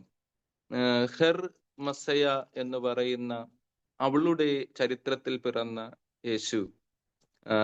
പിന്നെ ഈ ഭാഗത്ത് ഞാൻ പറയാൻ ശ്രമിച്ച പുതിയ സംഭാഷണങ്ങൾ രൂപപ്പെടുന്ന വംശാവലിയിൽ നിന്നുള്ള ഒരു വേർതിരിയലിന്റെ അനുഭവങ്ങൾ പങ്കുവെക്കുന്ന, ഒരുപക്ഷെ നമ്മളിൽ പുതിയ ഓർമ്മകൾക്കും പുതിയ രചനകൾക്കും പുതിയ ദർശനങ്ങൾക്കും രൂപം നൽകുന്നതായിട്ടുള്ള പ്രതിസ്മൃതികൾ ഉണർത്തുന്ന ഒരു പുതിയ ക്രിസ്മസിന്റെ ജഡതാവരണത്തിന്റെ ഓർമ്മകളിലൂടെ വേദപുസ്തകത്തിൽ മുൻപോട്ട് പോകാൻ കഴിയുമെങ്കിൽ അതെനിക്ക് തോന്നുന്നു നമുക്ക് വേദപുസ്തക വായനയിൽ കുറച്ചുകൂടെ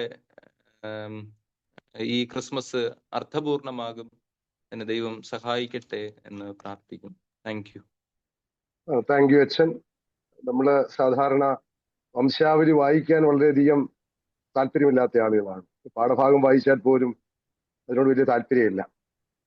എന്നാൽ ഈ വേദഭാഗം നമ്മൾ വായിച്ചപ്പോൾ വളരെ വ്യത്യസ്തമായ തലത്തിലേക്ക് അച്ഛൻ നമ്മളെ കൂട്ടിക്കൊണ്ടു പോവുകയായിരുന്നു.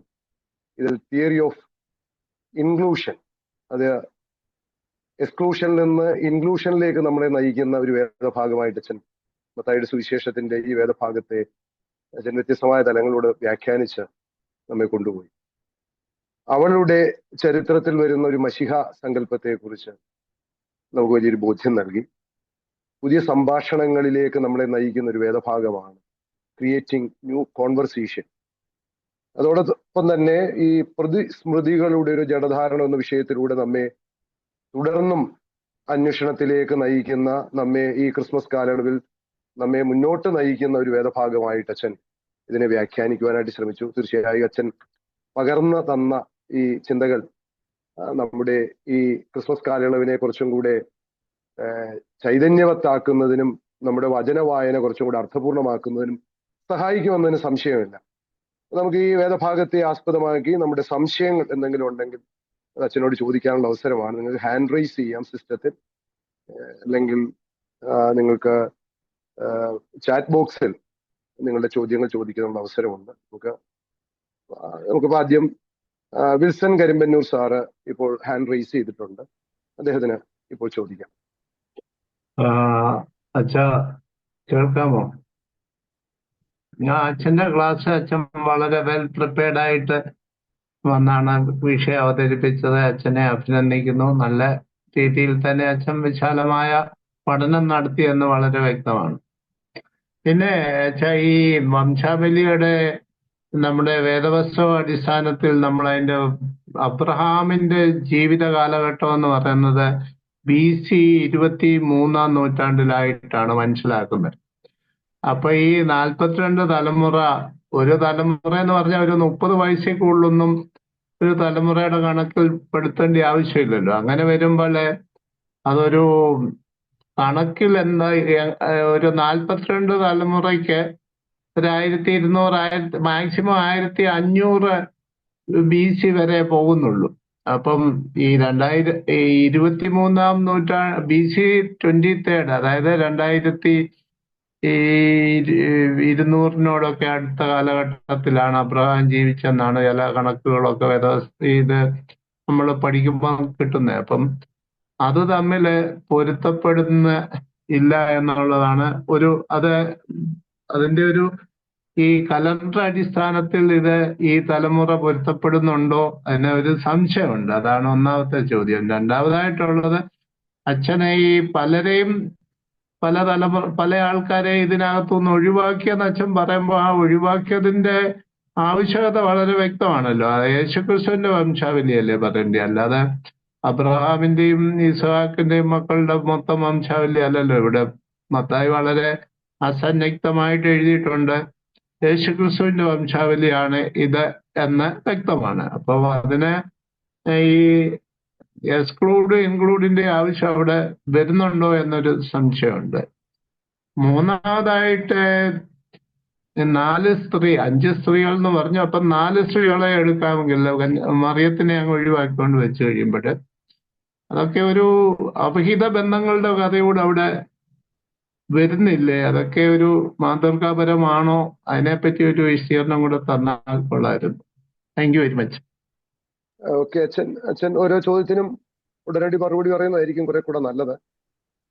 മറ്റാരെങ്കിലും ഉണ്ടെങ്കിൽ അവർക്ക് ഹാൻഡ് റൈസ് ചെയ്യാം. നിങ്ങളുടെ സംശയങ്ങൾ, ന്യായമായ സംശയങ്ങൾ ഈ വിഷയത്തെ ആസ്പദമാക്കി ഉള്ള ചോദ്യങ്ങളായിരിക്കണം. വേറെ വിഷയങ്ങളൊന്നും ചോദിക്കാനിടയാകും. നമ്മൾ പഠിച്ച അല്ലെങ്കിൽ നമ്മൾ കേട്ട തിരുവചനത്തെ ആസ്പദമാക്കിയിട്ടുള്ള ചോദ്യങ്ങളായിരിക്കണം ചോദിക്കേണ്ടത്.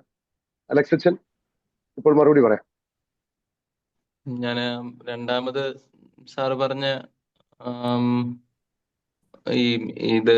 ഈ ഒരു ഭാഗം ഞാനും അങ്ങനെ ഒരു ഹിസ്റ്റോറിക്കൽ കറക്റ്റ് ഇതായിട്ട് പറയുന്നതിനേക്കാൾ സാറ് പറഞ്ഞതിനോട് ഞാനും യോജിക്കുന്ന ഒരു കാര്യം, ഇതിന്റെ ഈ വേദപുസ്തകം ഇതെഴുതിയതിന്റെ ഒരു ആത്മാവിലേക്കുള്ള ഒരു പ്രവേശനമായിട്ട് അതിനെ കാണാം.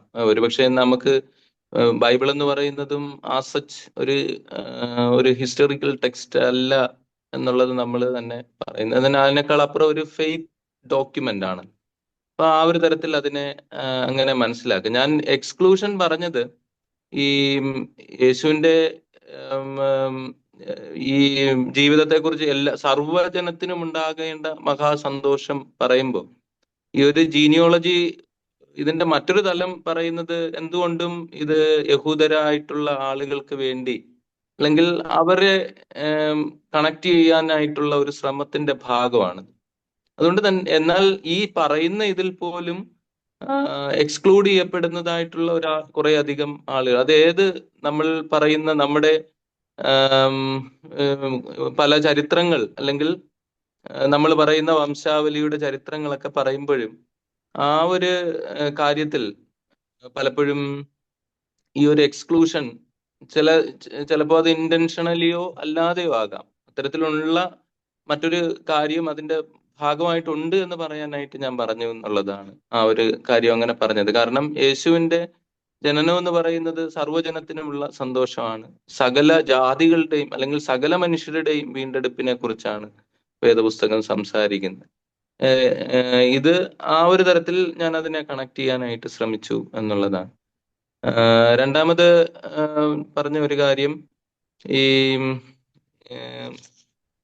4 സ്ത്രീകൾ അവരെ സംബന്ധിച്ച് വേദപുസ്തകത്തിൽ ഈ സാറ് പറഞ്ഞ കാര്യത്തിൽ തന്നെ, വിൽസൺ സാറ് പറഞ്ഞ ഒരു ഇത് വെച്ച് പറയുമ്പോൾ തന്നെ അവിടെ ഈ കുറ്റം ആരോപിക്കപ്പെടുന്നത് സ്ത്രീ കഥാപാത്രങ്ങളിൽ മാത്രമാണ്. അതിനേക്കാൾ അപ്പുറം ഈ താമാറുമായിട്ടുള്ള ബന്ധത്തിലായാലും യഹൂദയാണ് ഇപ്പോ അത്തരത്തിൽ ഒരു ഇതിലോട്ട് പോകുന്നത്. അപ്പൊ യഹൂദ ചെയ്തത് തെറ്റല്ല എന്നും എന്നാൽ താമർ ചെയ്തത് തെറ്റാണ് എന്നും നമ്മൾ വ്യാഖ്യാനിക്കുമ്പോൾ അതിനകത്ത് ഒരു ഒരു ഇരട്ടത്താപ്പ് അതിനകത്തുണ്ടോ എന്നുള്ളതാണ്. അതുകൊണ്ട് തന്നെ വേദപുസ്തക ഇങ്ങനെ പറഞ്ഞ് മാറ്റി നിർത്തുന്നതായിട്ടുള്ള ഒരു ഇടത്ത് ഈ സ്ത്രീകൾക്ക് സവിശേഷമായ സ്ഥാനമുണ്ട് എന്നാണ് ഞാൻ കരുതുന്നത്. പക്ഷെ ഞാന് സ്ത്രീകളെ കുറ്റപ്പെടുത്തിയില്ല. ഞാൻ പറഞ്ഞത് അതിനകത്തൊരു ഇമ്മോറൽ ആക്ടിവിറ്റീസിന്റെ പാരമ്പര്യം പ്രകടമല്ലേ എന്നുള്ളത് മാത്രമേ ഞാൻ പറഞ്ഞുള്ളൂ.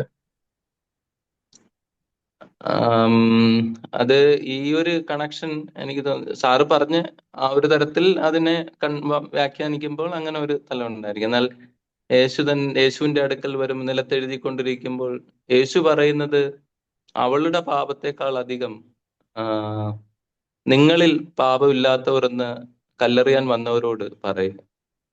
അപ്പൊ അതിന് മറ്റൊരു ഡയമെൻഷൻ ഉണ്ട് എന്നാണ് എനിക്ക് തോന്നുന്നത്.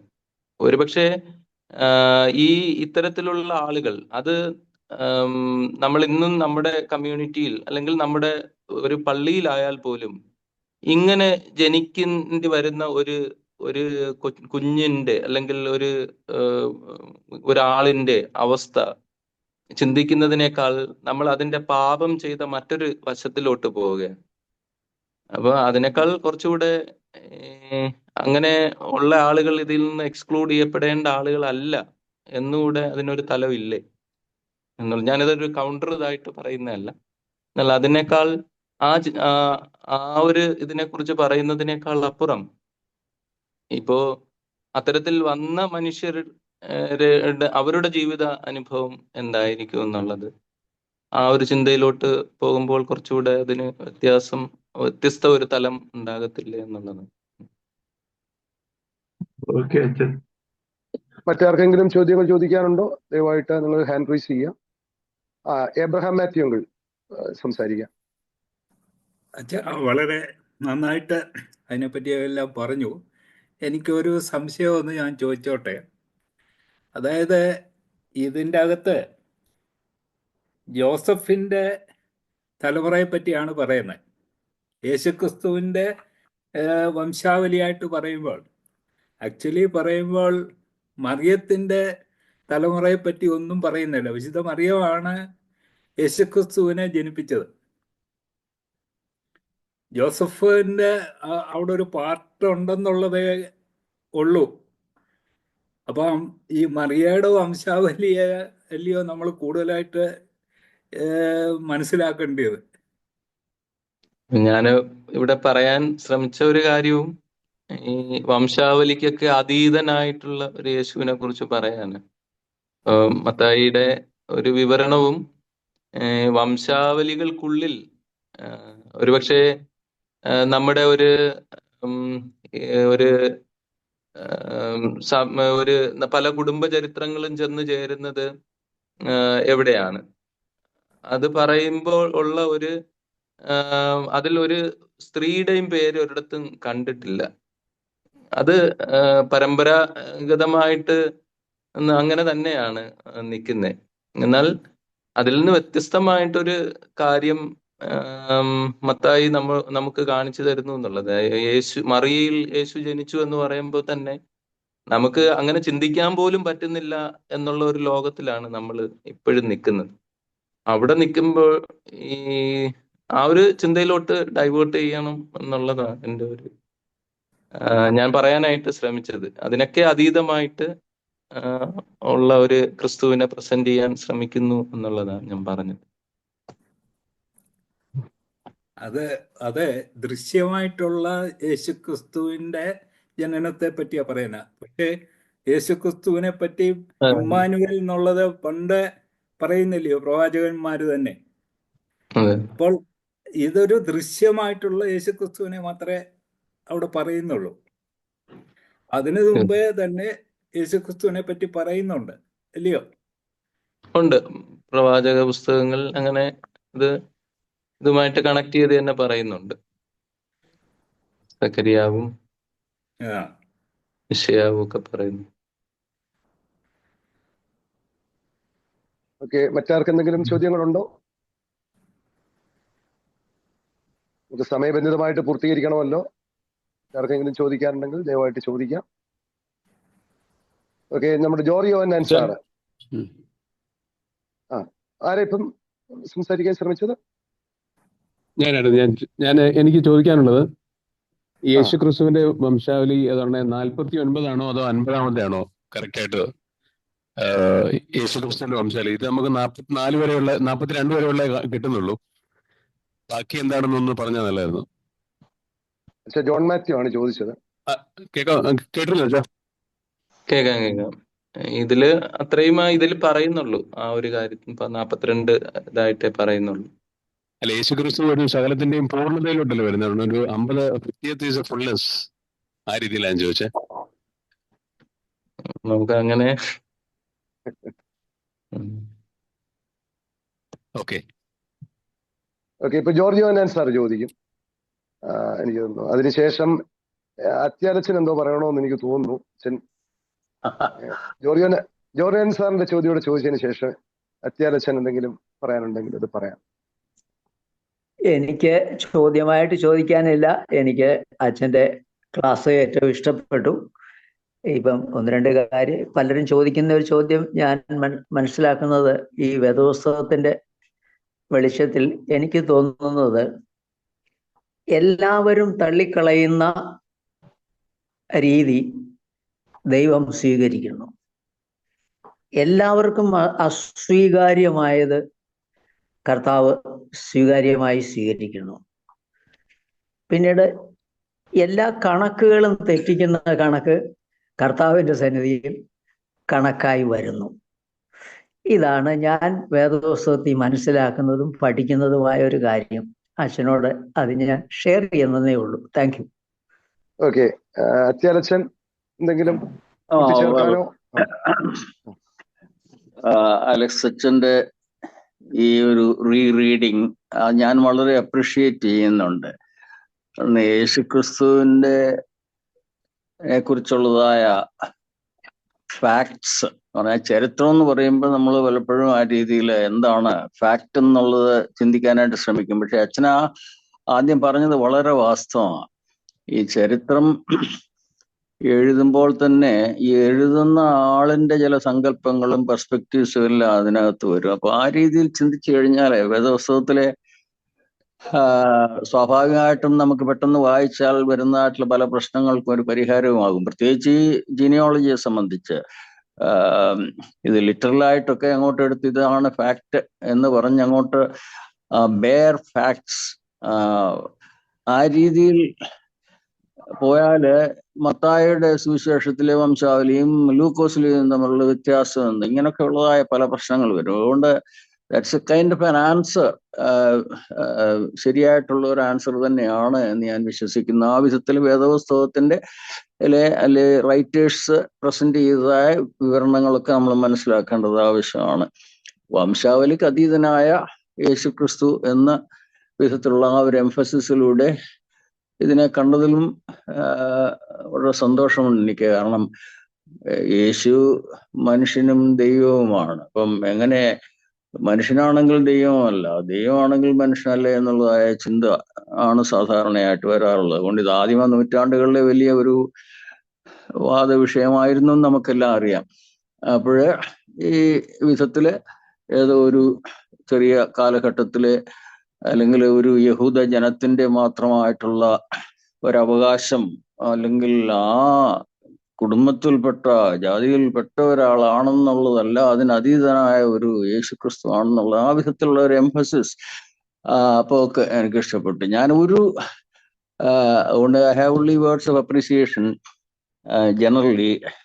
ഒരു ചെറിയ കാര്യം, നോട്ട് വെരി സിഗ്നിഫിക്കൻറ്റ്, ഇങ്ങനെ അച്ഛനെ പറഞ്ഞു പോയ കൂട്ടത്തില് വാദഗതി ഒന്ന് സമർത്ഥിക്കാനായിട്ട് 18-ാം വാക്യത്തിൽ എന്നാൽ എന്ന വാക്ക് ഉപയോഗിച്ചിരിക്കുന്നത് ശ്രദ്ധിക്കാനായിട്ട് പറഞ്ഞു.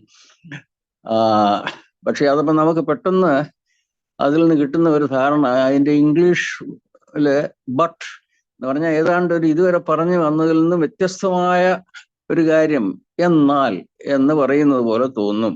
പക്ഷേ ഒരു ഇംഗ്ലീഷ് വേർഷനിലും ഞാൻ കണ്ടിട്ടുള്ള ഒരു ഇംഗ്ലീഷ് വേർഷനിലും ബട്ട് എന്നുള്ള വാക്ക് അവിടെ ഉപയോഗിച്ചിട്ടില്ല. ഗ്രീക്കില് അത് അലക്സ് അച്ഛന് അറിയാമെന്ന എൻ്റെ പൂർണ്ണമായ വിശ്വാസം. ഈ ഡേ, ഇതൊരു ഡീപ്പർ ബൈബിൾ സ്റ്റഡി ആയതുകൊണ്ട് ഞാൻ ഈ ഗ്രീക്ക് വാക്ക് ഉപയോഗിക്കുന്നുള്ളൂ.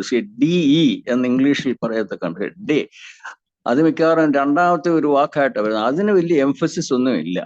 അത് എന്നാൽ എന്ന ഉള്ള പദത്തിന് ഒരു കോൺട്രാസ്റ്റ് കാണിക്കുന്നതിന് വേണ്ടിയുള്ള ഗ്രീക്ക് പദം എന്ന് പറഞ്ഞാൽ അല്ല എന്നുള്ളതാണ്. ALL എന്ന് പറയുന്ന ഒരു പദമാണ്.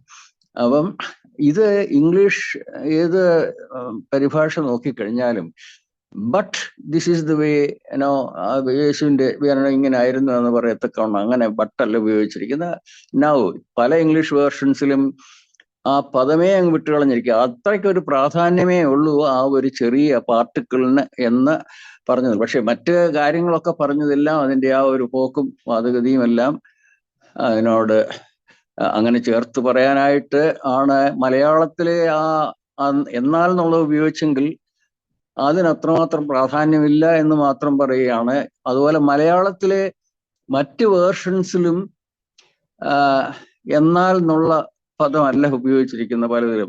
POC അല്ലെങ്കിൽ ആധുനിക വിവർത്തനം ബൈബിൾ സൊസൈറ്റിയിൽ അതിനകത്തൊന്നും എന്നാൽ എന്നുള്ളതില്ല. നമ്മുടെ പഴയ വേദവസ്തുത്തിൽ അങ്ങനെ ഉണ്ടെന്നുള്ളത് just an insignificant probably comment, പക്ഷേ it goes back to the meaning of the Greek root. Thank you very much. Thank you അച്ഛാ. Thank you. ഓക്കെ, ശാന്തി കൊച്ചമ്മ.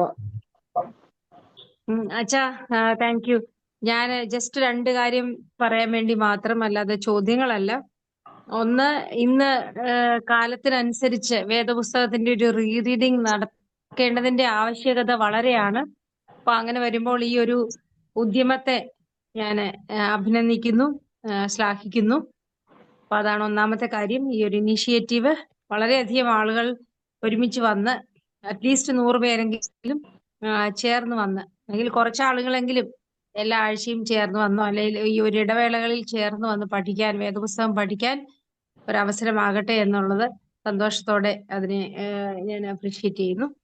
രണ്ടാമത്തെ കാര്യം, ഇന്ന് അലക്സ് അച്ഛന്റെ ഈ ബൈബിൾ സ്റ്റഡി വളരെ മനോഹരമായിരുന്നു. വളരെ വെൽ പ്രിപ്പയർഡ് ആയിട്ട് നന്നായിട്ട് കാര്യങ്ങൾ പഠിച്ച് ആ പറഞ്ഞ പോയിന്റുകളൊക്കെ വളരെ ഊന്നൽ നൽകി 4 കാര്യങ്ങൾ വളരെ ശക്തമായിട്ട് അവതരിപ്പിച്ച്, പ്രത്യേകിച്ച് ഹെർ മസായ എന്ന് പറയുന്ന ആ ഒരു പെർസ്പെക്റ്റീവ് അച്ഛൻ വളരെ ശക്തമായിട്ട് വളരെയധികം ഉദാഹരണങ്ങളോടെ പ്രത്യേകിച്ച് ആ ഒരു സ്ട്രെസ്സോടെയും കൂടെ അവതരിപ്പിച്ചല്ലോ.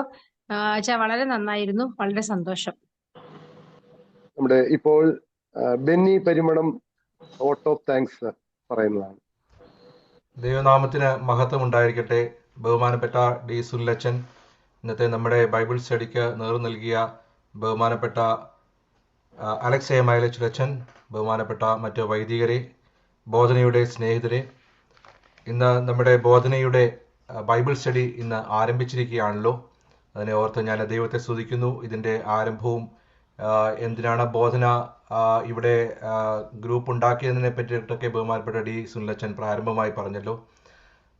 ഈ ക്രിസ്മസിൻ്റെ കാലയളവിൽ തികച്ചും സംഗതമായിട്ടുള്ള ഒരു വിഷയത്തോടു കൂടി നമ്മുടെ ഇന്നത്തെ ബൈബിൾ സ്റ്റഡി ഇവിടെ ആരംഭിച്ചിരിക്കുകയാണ്. ബൈബിൾ സ്റ്റഡിയോട് താല്പര്യമുള്ള അനേകം പേരുണ്ട്. നമ്മൾ വളരെ നാളുകൾക്ക് ശേഷമാണ് ബോധന ഇങ്ങനെ ഒരു മീറ്റിംഗ് കൂടിയെങ്കിൽ തന്നെയും ഏതാണ്ട് 147 പേര് വളരെ താല്പര്യത്തോടു കൂടി ഇന്നത്തെ ഈ ബൈബിൾ സ്റ്റഡിയിൽ പങ്കെടുക്കുകയുണ്ടായല്ലോ. അതിനെ ഓർത്ത് ദൈവത്തെ സ്തുതിക്കുന്നു. ഇന്ന് നമുക്ക് ഈ ബൈബിൾ സ്റ്റഡിക്ക് നേതൃത്വം നൽകിയത് ബഹുമാനപ്പെട്ട അലക്സ് എ മൈലച്ചുലച്ചനാണ്. അച്ഛൻ ഞങ്ങളെ ക്ഷണം സ്വീകരിച്ച് ഞങ്ങൾക്ക് വേണ്ടി ഇത്രത്തോളം സമയം ചെലവഴിച്ച് പ്രത്യേകിച്ച് കർത്താവായ യേശുക്രിസ്തുവിൻ്റെ വംശാവലിയെ പറ്റിയിട്ടുള്ള ഒരു വ്യത്യസ്തമായിട്ടുള്ള ചില ചിന്തകളൊക്കെയും പങ്കുവയ്ക്കുവാനായിട്ട് ഇടയായി. അതൊക്കെയും വളരെ അനുഗ്രഹമായിരുന്നു എന്ന് വിശ്വസിക്കുകയാണ്. പങ്കെടുത്ത ഏവർക്കും ഈ ക്രിസ്മസ് കാലയളവിൽ അതിനെ അനുഗ്രഹമായിരുന്നു. യേശുക്രിസ്തുവിൻ്റെ ജനനത്തിൻ്റെ വംശാവലി നമ്മളെല്ലാവരും അച്ഛന്മാരെല്ലാവരും പറഞ്ഞതുപോലെ തന്നെ നമ്മൾ ആരും വായിക്കാൻ താല്പര്യപ്പെടാത്ത ഒരു ഭാഗത്തിൽ ഇത്ര അധികം മർമ്മങ്ങൾ ഒളിഞ്ഞിരിപ്പുണ്ട് എന്ന് ഇന്നത്തെ ഈ ബൈബിൾ സ്റ്റഡിയിലൂടെ മനസ്സിലാക്കി. ബഹുമാനപ്പെട്ട അച്ഛനോട് ബോധനയുടെ പേരിലുള്ള നന്ദി ഈ സമയത്ത് അറിയിച്ചു കൊള്ളട്ടെ. നമ്മുടെ ബോധനയ്ക്ക് നേതൃത്വം നൽകുന്നത് ബഹുമാനപ്പെട്ട ഡി സുനിലച്ചനാണല്ലോ.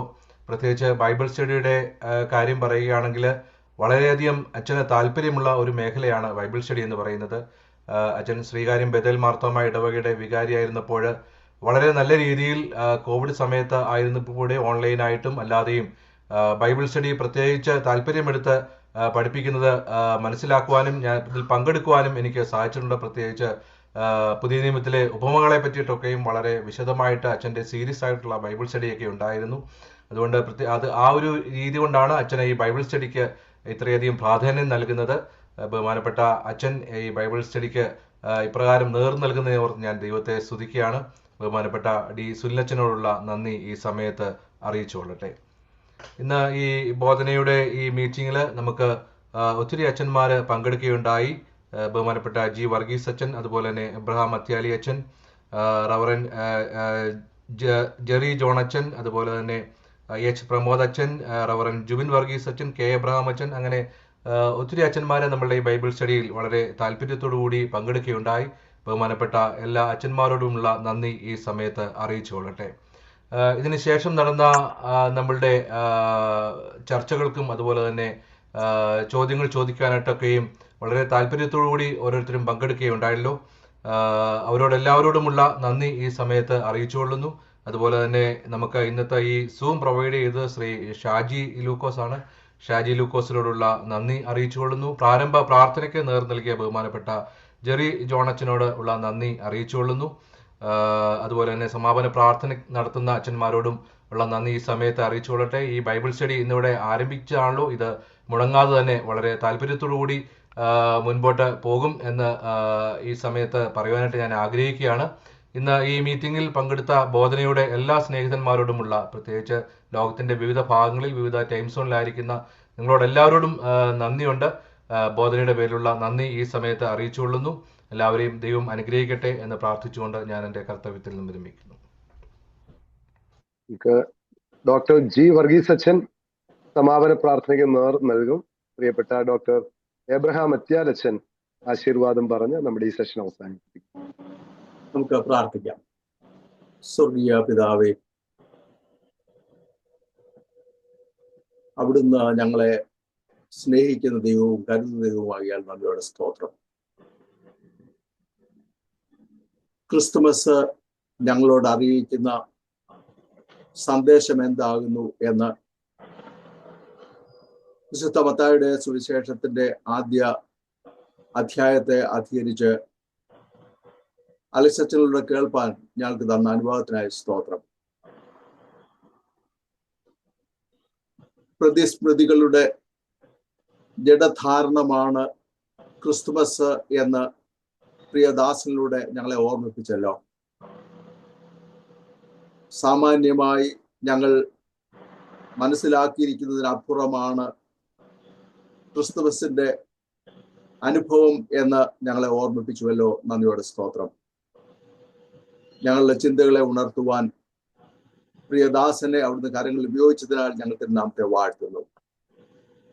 ദൈവമായ കർത്താവേ, ഞങ്ങളുടെ ധാരണകളെ മറികടക്കുന്ന വലിയ സ്നേഹം യേശുക്രിസ്തുവിൽ ഞങ്ങൾക്ക് ലഭ്യമായിരിക്കുന്നതോർ ഞങ്ങൾ തിരുനാമത്തെ വാഴ്ത്തട്ടെ. അത് സ്വായത്തമാക്കുന്ന, അതിനെ വാസ്തവമായി ഉൾക്കൊള്ളുന്ന ദിനങ്ങളാക്കി ഇന്ന് ആളുകളെ ഞങ്ങൾക്ക് അവിടുന്ന് തീർത്തു തരണമേ. കർത്താവേ, ലോകം ക്രിസ്തുമസ് ആചരിക്കുന്നത് എത്ര അർത്ഥശൂന്യമായിട്ടാണ് എന്നുള്ള തിരിച്ചറിവ് വിശ്വാസ സമൂഹത്തിന് നൽകണമെന്ന് ഞങ്ങൾ പ്രാർത്ഥിക്കുന്നു. പ്രിയനാഥ, ഇത്രയും പേർക്ക് ലോകത്തിന്റെ പല ഭാഗങ്ങളിലിരുന്ന് ദൈവവചനം പഠിപ്പാൻ അവിടുന്ന് മുഖാന്തരങ്ങളെ ഒരുക്കിയിരിക്കുന്നവർ ഞങ്ങൾ തിരുനാമത്തെ സ്തുതിക്കുന്നു. ഇത് പ്രയോജനപ്പെടുത്തുവാൻ തുടർന്നും ഞങ്ങളെ പ്രാപ്തരാക്കണമേ. ആലോചനകളെ തരണമേ. തിരുനാമം മഹത്വപ്പെടുത്തണമേ. ഇന്ന് ദൈവമായ കർത്താവെ വചനം കൈകാര്യം ചെയ്ത പ്രിയ ദാസനെ ഓർത്ത് സ്തോത്രം ചെയ്യുന്നു. തുടർന്നും ഫലകരമായ ശുശ്രൂഷകൾ നിർവഹിക്കാൻ പ്രിയ ദാസനെ കരങ്ങളെടുത്ത് ഉപയോഗിക്കണമേ. കർത്താവെ, ഇതിനൊക്കെ ചുക്കാൻ പിടിക്കുന്നതായിട്ടുള്ള പ്രിയപ്പെട്ടവരെ ഓർത്ത് സ്തോത്രം.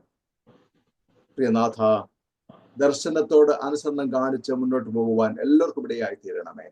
യേശു മശിഹ മൂലം പ്രാർത്ഥിക്കുന്നത് ദയയോടെ കേൾക്കണമേ. ആമേൻ. നമ്മുടെ കർത്താവും ദൈവവും രക്ഷിതാവുമായ യേശു ക്രിസ്തുവിന്റെ കൃപ നാം എല്ലാവരോടുകൂടെയും എന്നും എന്നേക്കും ഉണ്ടായിരിക്കുമാറാകട്ടെ. ആമേൻ. ആമേൻ.